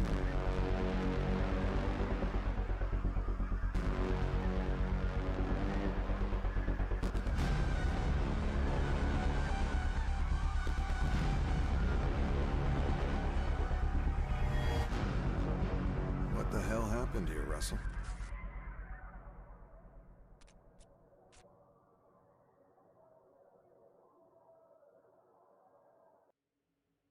The Signifier Director's Cut VR is available now for Quest 2 and Quest Pro, coming to Quest 3 later this year. This is a new psychological thriller where the player will traverse the recesses of the subconscious and unravel the dark truth. You'll move freely between reality, objective memories, and subjective feelings, searching for clues and solving puzzles on a mind-bending journey that it blends experimental investigation, psychology, and AI. Roots, this one went completely under my radar. I just discovered it today when I was doing show research. And this looks pretty cool, man, as a concept. I love these kind of surreal landscapes where you're, the environment that you're in is inside someone's mind. And weird stuff can happen at any time. This one's a little different, though, because this is a puzzler and a psychological thriller, which is a couple of other genres that I tend to enjoy. So I think this looks very interesting. And I thought I'd include it in today's show. Yeah, absolutely. Michelle B says it seems weird but interesting. That's exactly my thought as well. And reminded me of what was that, Elijah Wood game Transference a little bit, as far as like some of the weirdness, right? So hopefully it'll be good, and comes out this week. When did you say it releases? It's out now. Oh, it's out now. Oh shit, dude, go get it, guys. Actually, I don't know if you should get it. Hey, Tass, have a good night. Appreciate you stopping by. I definitely don't know if it's good or not, but maybe the reviews will say so. But it looks intriguing. I know it's got Wes's radar. Yeah, this is actually based on a flat game. It's out on Steam right now, and it just came to VR this week on Quest. $20. $20. Yeah, it seems like a steal, maybe. Maybe. Yeah. I'd like to find out. Maybe we'll reach out and see if we can get a key for this one. Yeah, absolutely. Anyway, moving along. This seems to be a pretty good week, Roots, for story-driven experiences in VR.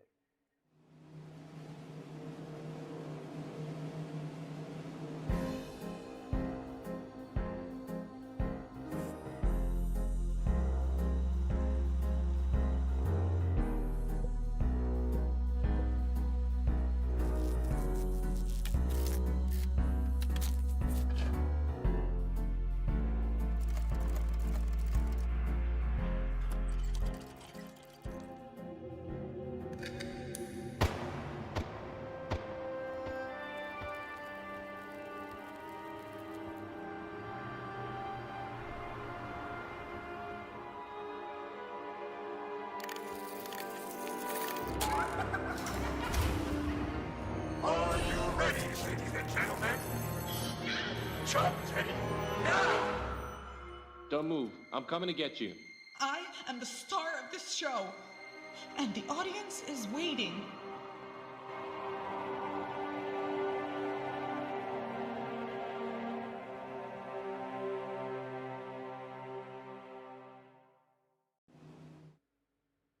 So Retropolis 2, Never Say Goodbye, is also available now in early access on Oculus, or I guess Meta Quest App Lab. This was a title that we covered, the original, The Secret of Retropolis. And, it's been a while now, and there's a lot that I don't remember about the experience. What I do remember is that we all absolutely loved it, and we're kind of chomping at the bit for a sequel. And Roots, it's here, but I kind of feel like now we need to go back and play the first one again so that we can be in the right mind frame to pick up the second one. Yeah, absolutely. I definitely, I remember bits and pieces of it. Like you were saying, I remember us saying that it was really good and that it ended like it should have a sequel, right? Right. And John Savino says he wants Oprah to be a boss level. And I don't think Oprah's the boss level, but she is an Easter egg. You just got to play the game long enough and you'll find her.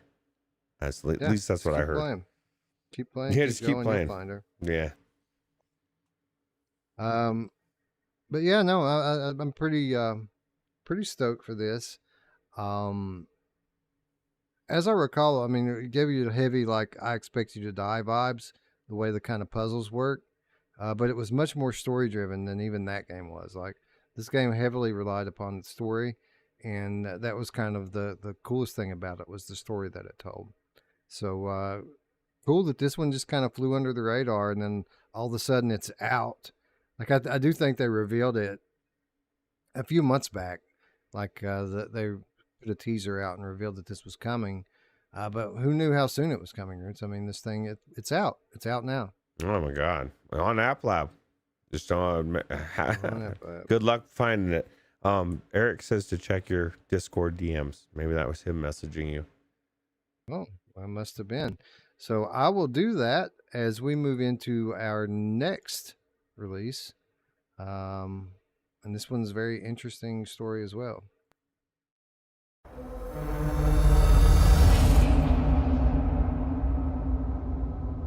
Where's Dad? I was barely 10 years old when he disappeared. No one ever found his body. But after 20 years, I'm still trying. No, this is definitely our old campsite. I wonder what he figured out. Feels like someone's watching me. What could have done this? There shouldn't be anyone up here. Let's see what you did, Dad. Oh no, no, no!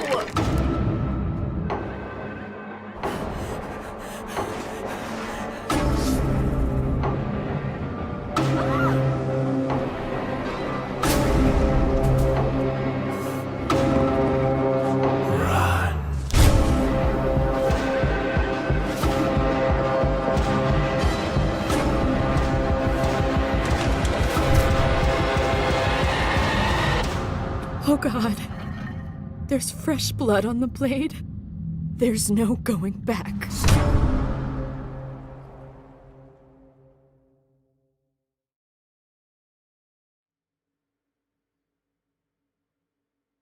We're back. I'm sorry. I'm chatting with Eric in the Discord. He just found out or saw that Impact Reality is mentioned in the credits for Hubris. So when you guys beat Hubris this week, be sure to let those credits roll, and you'll see our names in the credits, which is super awesome. Again, big shout out and thank you to Cyborn for being so great. Absolutely. Now, is there anybody's voices on a telephone in that game? Don't get me started on that shit again. Come on. Broken Spectre is out this week on MetaQuest. I'm not sure if this. I think this is a full release and no. This is App Lab. This is an App Lab title. This is one that's in our library Roots, and I fired it up last night. Okay. Just wanted to see what it looked like. Right. I was going to spend 5 or 10 minutes in there. Played through the whole game. Really? Yeah. Damn. Yeah, played all the way through Broken Spectre. Is that your review on there? No, that's not me. Oh. So, but it's not out yet. So there should be some more reviews in a few days. But I do want to talk a little bit about this. It was about 2.5 hours long. In this kind of cosmic horror game, they're calling it. It's actually not a game at all. Like they say it's a game, it's not a game. This is an interactive story. It's an interactive story. Okay. There's node-based teleportation. It plays like a game. You do move through it. You do interact with things. I don't think there's any kind of a fail state. Like you can't die in it. You're just making your way through a story. And the big hook of the game, what they're selling it as, is a hand tracking game. This is a game that you don't need controllers to play. And I can confirm that. You don't need controllers to play that. I can confirm it because I didn't use controllers to play it. I started playing it with controllers, and then I realized that 5 minutes in that they didn't really intend for this to be played with controllers. So I stopped the game, started over, put it down, started playing again with my hands, and played through the entire game. So a few things about this. One, it's a bit of a slow burn. It takes a while for this to get going. Again, it's heavily based on narrative and not so much gameplay. It's got node-based teleport. It's kind of like Wilson's Heart. Remember how Wilson's Heart, you stand at a point and you look around and you can see kind of the outline of your body, right, and then move into it? That's the way this is, and the hand tracking actually works pretty good for the way that it's set up. Like you look at where you want to go, and when you see the thing highlighted, you just take your hand and you do this right here, and you teleport. And it's very responsive, works every time. There is turning, like artificial turning, but it's quick turning, which I would have preferred it to be smooth turning. But the quick turning works with the hand tracking. The way that works is you just give it a thumbs up and do that. Turn left, turn right, turn left, turn right. It's that easy. Wow. And again, it picks it up every time. It doesn't miss a beat. You don't have to hold it up in front of your face. You can sit comfortably with your hands in your lap and just kind of twitch like that. And it works very well. Do you think it would be as responsive with the turning if it was smooth turn? Like it'd be a lot easier to do snap turn every single time. I think that's probably why they did snap turn. With that said, I can't think of any reason. I can't think of anything that using hand tracking adds to this. Like by the time I got to the end of the game, I was tired of doing this. You know what I mean? And that's just a simple thumb move, dude. And people think they're going to get on a treadmill and fucking walk 17 miles. It does seem like a bit of a gimmick. Like they added hand tracking in here so that they could say that it's a hand tracking game. But for what it's worth, it works. By the time I got done with the game, I had forgotten that there was controller support. And I was like, man, if I only could have played that with controllers. And then I remembered, I could have played that with controllers. Not only could you started and restarted over.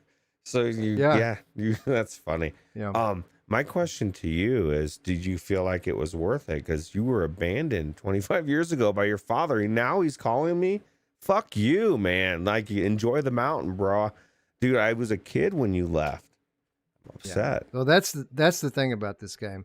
Again, it's a slow burn. There's hand tracking that's kind of a gimmick.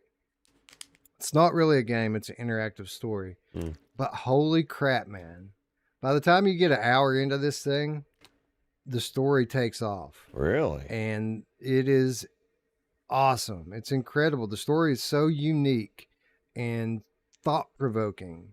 I mean, it's like a layered metaphor. It's so it has so many different things going on so many different levels. I still don't quite understand everything, but it's the type of thing that leaves you thinking about it, right? Like, what did this thing mean? What did that thing mean? So the story was incredible. The scenery was disturbing. I wondered at first how they could call this like a horror game. And then by the time you get to the end of it, you've seen so many surreal, grotesque scenes that you completely get it. Yeah, like it's wow. No wonder why. As far as the art style goes, it is questified. Like this is definitely a quest game, and there's no mistaking it. But some of the things you see is just crazy shit, like you'd never even imagined before. So I absolutely recommend this for people. Now, this will not be something for everybody. Certain people are going to hate this. But if you're someone who enjoys a good story, if you enjoy something that's thought-provoking and artistic, and something that's disturbing, grotesque, something that has you questioning human nature by the end of it, like this is absolutely cool, unique. I can see this winning some awards on the independent like film circuit. You know how they have these story-driven things like at Tribeca. Yeah. Like I think if this entered into that sort of thing, it would win if people could play all the way through it. That's the thing. You can't get this by playing like a 20 to 30 minute demo. You have to play through it all. It doesn't even get good for an hour, and most people are going to nope out by then. But if you push through, the second half of this thing is awesome. And again, if you like story, if you like unique horror, psychological horror, cosmic horror, whatever they want to call it, it's absolutely awesome. And I hope the people that are into these sorts of things try it out, because it really surprised me. Again, Roots, I had no intention on playing through the damn thing, but I'm glad I did. Yeah, absolutely. I'm sure the devs will be glad you did as well. Let people know, right? It is the thing to remember. It's Quest, or I guess App Lab, but there is a 2-hour window.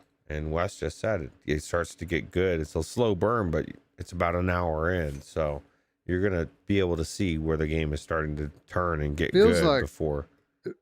it feels like Firewatch most of the time because it takes place in like a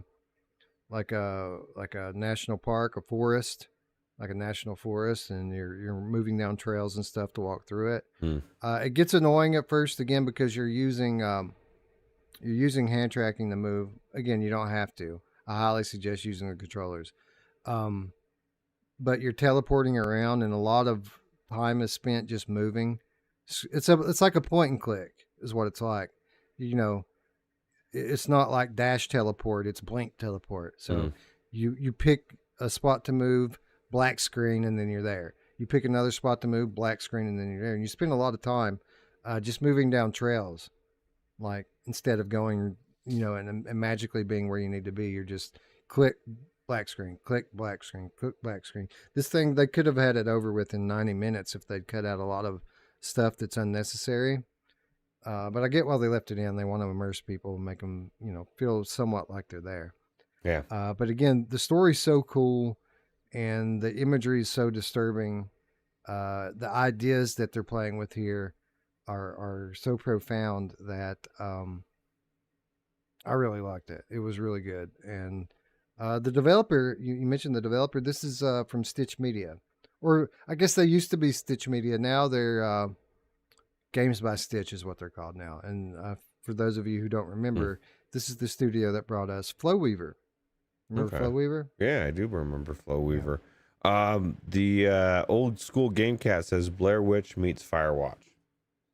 He said that before you even really were going through it. He says that because the person who wrote the story for this game was one of the people who worked on the Blair Witch game. Really? So, okay. Yeah.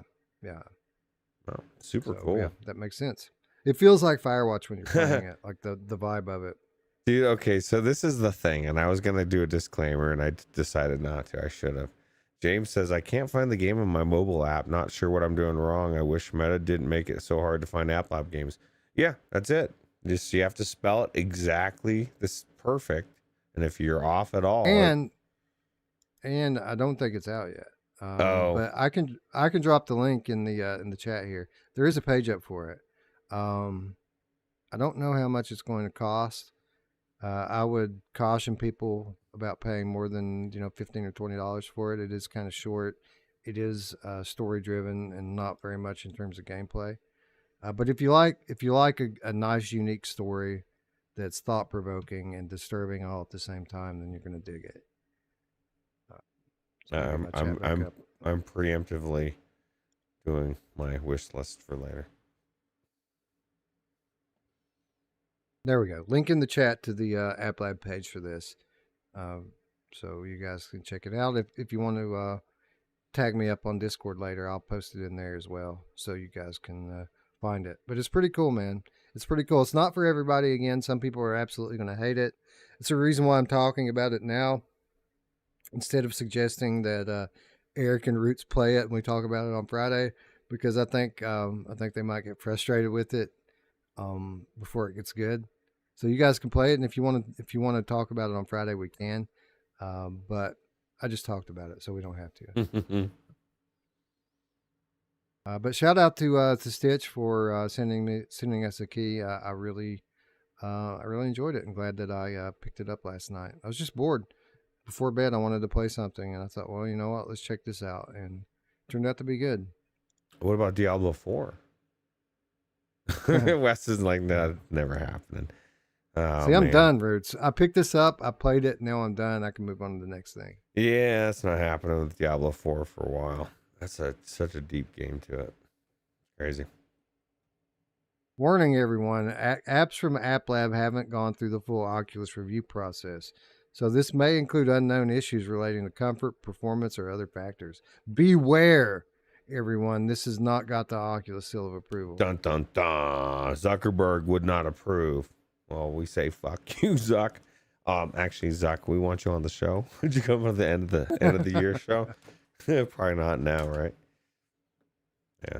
Anyway, go check out Broken Spectre, ladies and gentlemen. It's pretty awesome. Yep. Anyway, that's not all. We do have one more notable title that's out this week.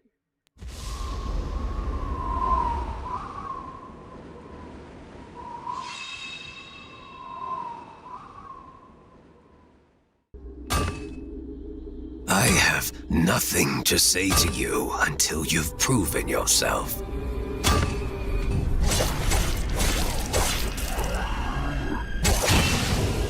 This is the monastery. A place of many secrets. A place to hold us, lords in chains. But you are an outsider. I offer you a way out of here. A certain degree of freedom. What you see now is a kingdom on its last breath. And we are all that's left to save it. I hate to admit it, but I wouldn't choose to trouble you if I had any other choice. You are our best kept secret. You are our last resort.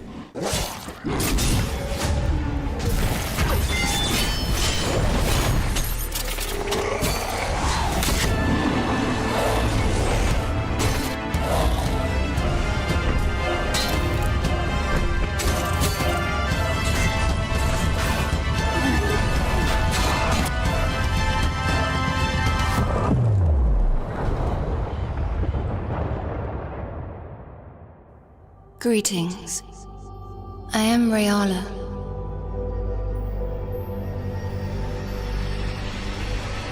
You'll have my support, my trust, and my faith.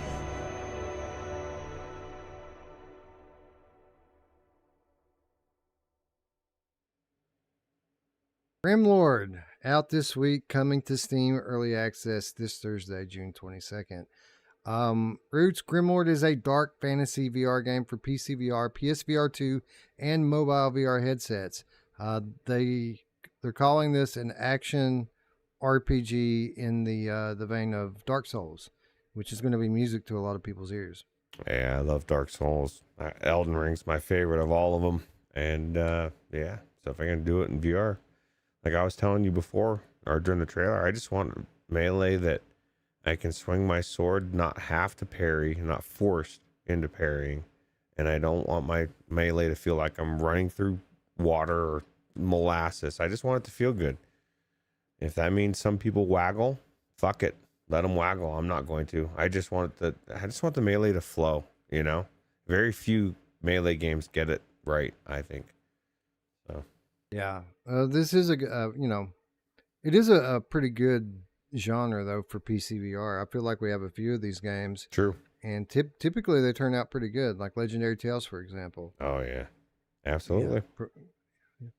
Yeah. Anyway, I've heard a lot of good things about Grimlord. I don't think I've played it. I remember that there was a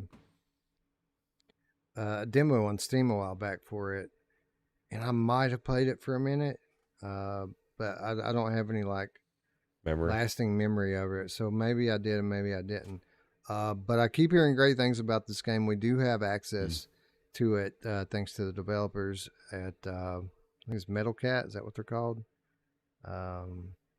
Anyway, thanks to the developers for giving us early access to this game. And it's Metal Cat's the studio. And I think we're going to cover this week.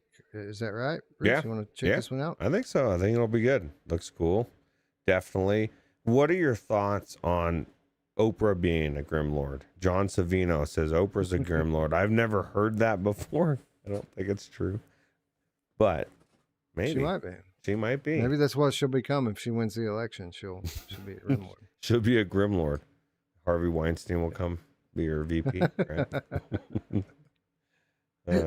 Good times. Dr. Phil's going to be her VP. Oh, that's right. Dr. Phil and Oprah are like this, right?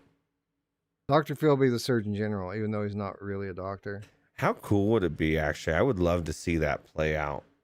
Like, just see like all sorts of people from TV of Washington. That'd be crazy. Cool. Could you see the inauguration where Oprah comes up to the podium and there's a bunch of women screaming in the crowd and she's like, "Everyone, look under your seats. You get it." Oh. And you're under arrest, and you're under arrest, and you're under arrest. Yeah, absolutely. That'd be fun. I wish I was as funny as I think I am. No, Grimlord looks cool. We're going to check it out this weekend and or this week and talk about it on Friday night. So if you haven't already, make sure you're subscribed. Make sure you ring the bell. We're going to give you the lowdown on this early access PCVR title that's coming soon to PlayStation VR 2. Yep. Anyway, Roots, why don't we take a look at some viewer comments from last week, starting with Guido here. Guido says, I agree with making Red Matter 2 the game of the month. As much as I love Walkabout, Red Matter, in my opinion, is truly what we're striving for. Well polished, no patch to fix broken things.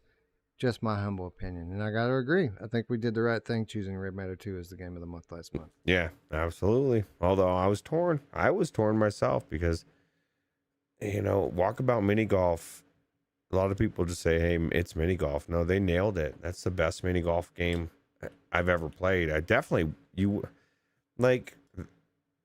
I don't know, man. It's just magical. I'll get it out there. It's just amazing. And everybody should own it. So, yeah, I agree. But, at the end of the day, only one of those two is even remotely in the conversation for Game of the Year. And that's the whole purpose, right? Absolutely. Nominees for Game of the Year. So. Yeah, that's where I was torn. But in the end, I came to my senses. And then after the show, Looper the Game Cat via Patreon left this comment, which was funny because we forgot to nominate something, Roots. Legitimately forgot. Looper says, I knew that you hate Beat Saber, but do you really hate it that much? I at least think it's a little bit better than Hello Neighbor. So we didn't even mention or nominate Beat Saber. We forgot, Roots, that Beat Saber came out for PlayStation VR 2 last month as well. How did we let that one get by us? We forgot. I guarantee Q2C VR Gamer Mash Daddy Cool did not forget. He could have reminded us, Wes. He was like, I'm not getting this on the list.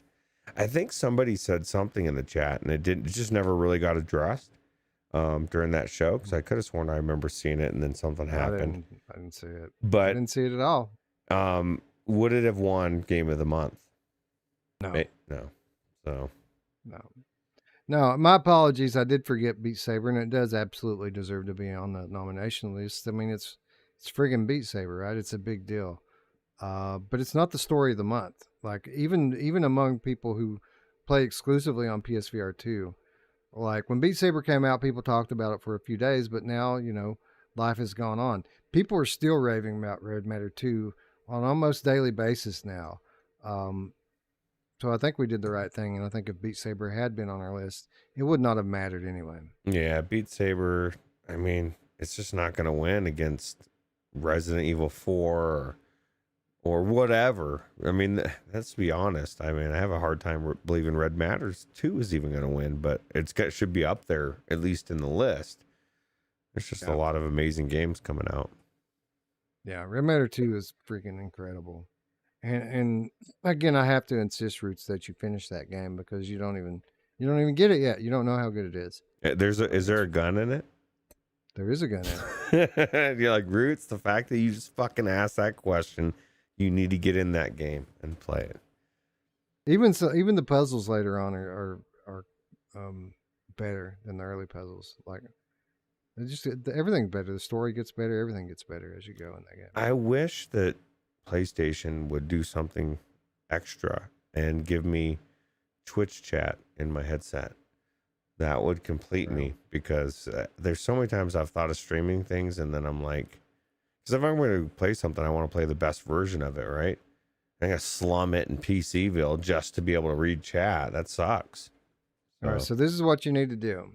You've got D there with you. Bring D in Discord chat, so you can push your Discord chat over to PC or PSVR so that you can talk to D while you're playing, and just have D interact with the chat and tell you what they're saying. Yeah, that's true. Well, I mean, I know that that's what I did when she was doing Resident Evil 4 or Resident Evil 8. So you can have D right there on your stream reading off the chat while you play. Someone says some dumb shit, she don't even have to read it. Like, it's perfect. That's right. That is perfect. Win-win. Next, we had Crossfire Sierra Squad leave a comment. Said, thanks for the love. Here's the latest trailer that we dropped at Summer Games Fest. Remember, Roots, last week we got the wrong trailer because Sony wouldn't let you download the one we were going to talk about. So Crossfire actually caught that. They gave us a little bit of love in the comments and dropped the link. So those of you who were interested and didn't get a chance to see that trailer, go back to the episode, click the link, and you can find it there. Yeah, I still don't know why Sony does that kind of crap. Do you want your game promoted or not? Like, it's just very weird to me. Agreed. You know, even since then, Crossfire has released a new trailer showing off a new gameplay mode called Realism Mode, where it drops all the stuff off the HUD. And they give us like 90 seconds of raw gameplay, and it was pretty cool. Wow, that is cool. Looks great. Can't wait till August when Crossfire Sierra Squad comes out. Yeah. One more comment. This one from VR MC. Who says, Hellsweeper looks pretty cool. I loved Sirento. I thought it was a bit of a hidden gem. And Roots, you were talking about that the other day, just how underrated Sirento is. Yeah, it was really good. And at least the PC version was. The Quest version was okay. But yeah, the movement was what was cool about it. And the movement in this is equally cool. And they've added so much depth to everything with the roguelike type of stuff. So really cool. Yeah, man. Yeah, Hellsweeper, I had so much fun playing that demo. I almost, instead of playing Broken Spectre last night, I almost just went and ran through the Hellsweeper demo some more because I had so much fun enjoying it. That's pretty good, man. I mean, not only did they give you a lot of gameplay to play, you want to play it again. Well, it's got that game, that movement and that gameplay loop that practice makes perfect with it. And I feel like I could probably play through this 10 times and have fun every time just because I'll be getting better at it, you know? That's true. So yeah, Hellsweeper was excellent. And I highly recommend anyone who has PC VR get out there and play that demo now while you still can. Hey, look, Jim, talking about, it's kind of cool that we have this viewer comments here. I can show everybody the cutting room floor, just how much... Look at all that shit, man. Stuff is there for the patrons. All these articles, Wes is linked in there. I'm going to go quickly because I can't let you see. No, I'm just kidding. You got to, it's a paywall. No, but look at all, I mean, there's just a lot of info, man. If you're into VR and you want to know everything that's going on, here it is. VR Giants, Throwback, Inverse, Gazzlers, Microsoft Flight Sim 2024, Barbaria, Pistol Whip, Drop Dead the Cabin, Stride, We Are One, Walkabout Mini Golf, Voxis, Out of Hand, High on Life, Roots, there's the High on Life DLC coming. That's just the first page. There's 2 more pages of stories. It's insane. By far the most news that we've ever had drop in a week. Yeah, that's crazy. And this is all the stuff Wes didn't use. All right. Phasmophobia. I mean, just Wallace and Gromit. You into Wallace and Gromit, Roots? I never heard of them before the VR game thing. So I'm hoping it's good. Yeah. I live a sheltered life. I checked out Floor Plan 2 like 15 years ago. Floor Plan 2 getting story DLC next week. Oh, wow. That's crazy. Just a ton of stuff. So shout out to the patrons. Be sure you check all that out so that you can stay informed. We are the world and we are the children. John Savino wants to sing. All right, you guys ready? We are the world. Oh, never mind. I guess we are the children. And that's all you're gonna get for free. If you want Wes to sing for you, you're gonna have to come to one of his streams and throw money at him, and he'll sing whatever you want. Ryan Brandon wants to know if I'm going to PAX East next year. That's the plan. I have not booked my hotel yet, though. I probably should if all the game cats are doing it. Yeah, probably I know. Get in there before the price goes up. Tiffany messaged me and she asked the same question if I was going to go to PAX East, and she said that she's asked D and D's going to try to go, and I thought, well, shit, if I can carpool, like I don't see why not to go, you know. I'm Well, not we're all gonna flying, be Wes. Fuck that, man. You're not flying. It's not as bad as you think, dude. It's not Well, that bad. I know it's not that bad, but one, money wise. Two, I don't know. I'm not a big fan of putting myself willingly in a position that might fuck me over in several different ways. And it seems like you can't fly without delays and weird stuff happening, even though it's not as bad as you would think, but I don't know. Well, that is your prerogative. I'll say that we've got like 9 months to get ready for it, and I think you should come. Yeah, absolutely. Well, that's exactly what Dee was saying too. It's a long ways away, so time to prepare. But it's time to get your room now. Can we want to book it up now and don't wait until all the hotel rooms are gone and everything's super expensive. That's true. Anyway, moving on. Let's move to the next item, which is Wishlist. It's time for us to all lock hands and walk together as we support the VR game devs that make our lives so much better by taking a moment and wishlisting a game. It's just a couple of clicks. That's all we're asking, and it's a big deal to these guys that are trying to make a name for themselves by getting their games on the various stores. And I don't know. We have so many cool things that we talked about today. Why do we wishlist, Ruuts? I just wishlisted Broken Spectre, I think, while I had the page open. Two birds with one stone. I think the other one, if I wasn't doing that one, might be Grimlord.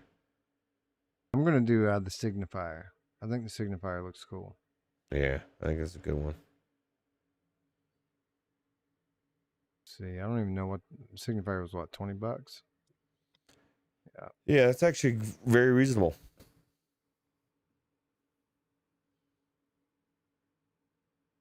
Signifier.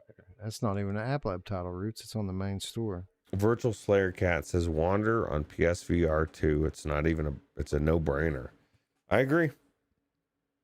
I'm very glad, Wes, that I didn't play through that game on PC because I had all that jank in the beginning.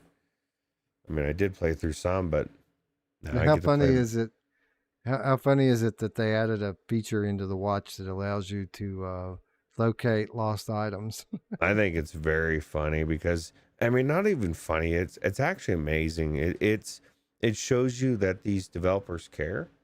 They're listening to their community and they want their game to be top notch, the best it could be. And that was a glaring issue that some people had, or a lot of people. It was kind of frustrating, right? And so to add that in there, I think it's really good, very smart, and kudos to these devs that were already amazing and are even more amazing, in my opinion. So, yeah, can't wait for that one. So be sure to let us know what you wishlisted in the comments down below, and maybe we'll read your comment on the air next week because that's something that we do now. Yeah, absolutely. All right, that brings us to our final reminder this week and every week, and that is how you can do your part to support us, our channel, and our community. Of course, if you haven't already, please subscribe. It's just a click. It's actually 2 clicks. You need to subscribe, and then you need to click on the bell so that you can be notified when we go live, cancel the stream, and go live a second time. Yeah, if we go live, that's the thing. You say, oh, I'll get the notification from the link or from whatever. Well, what if there's a little weird glitch in the beginning and we need to resend it out? If you don't have a subscription, you're going to miss it, right? Yeah.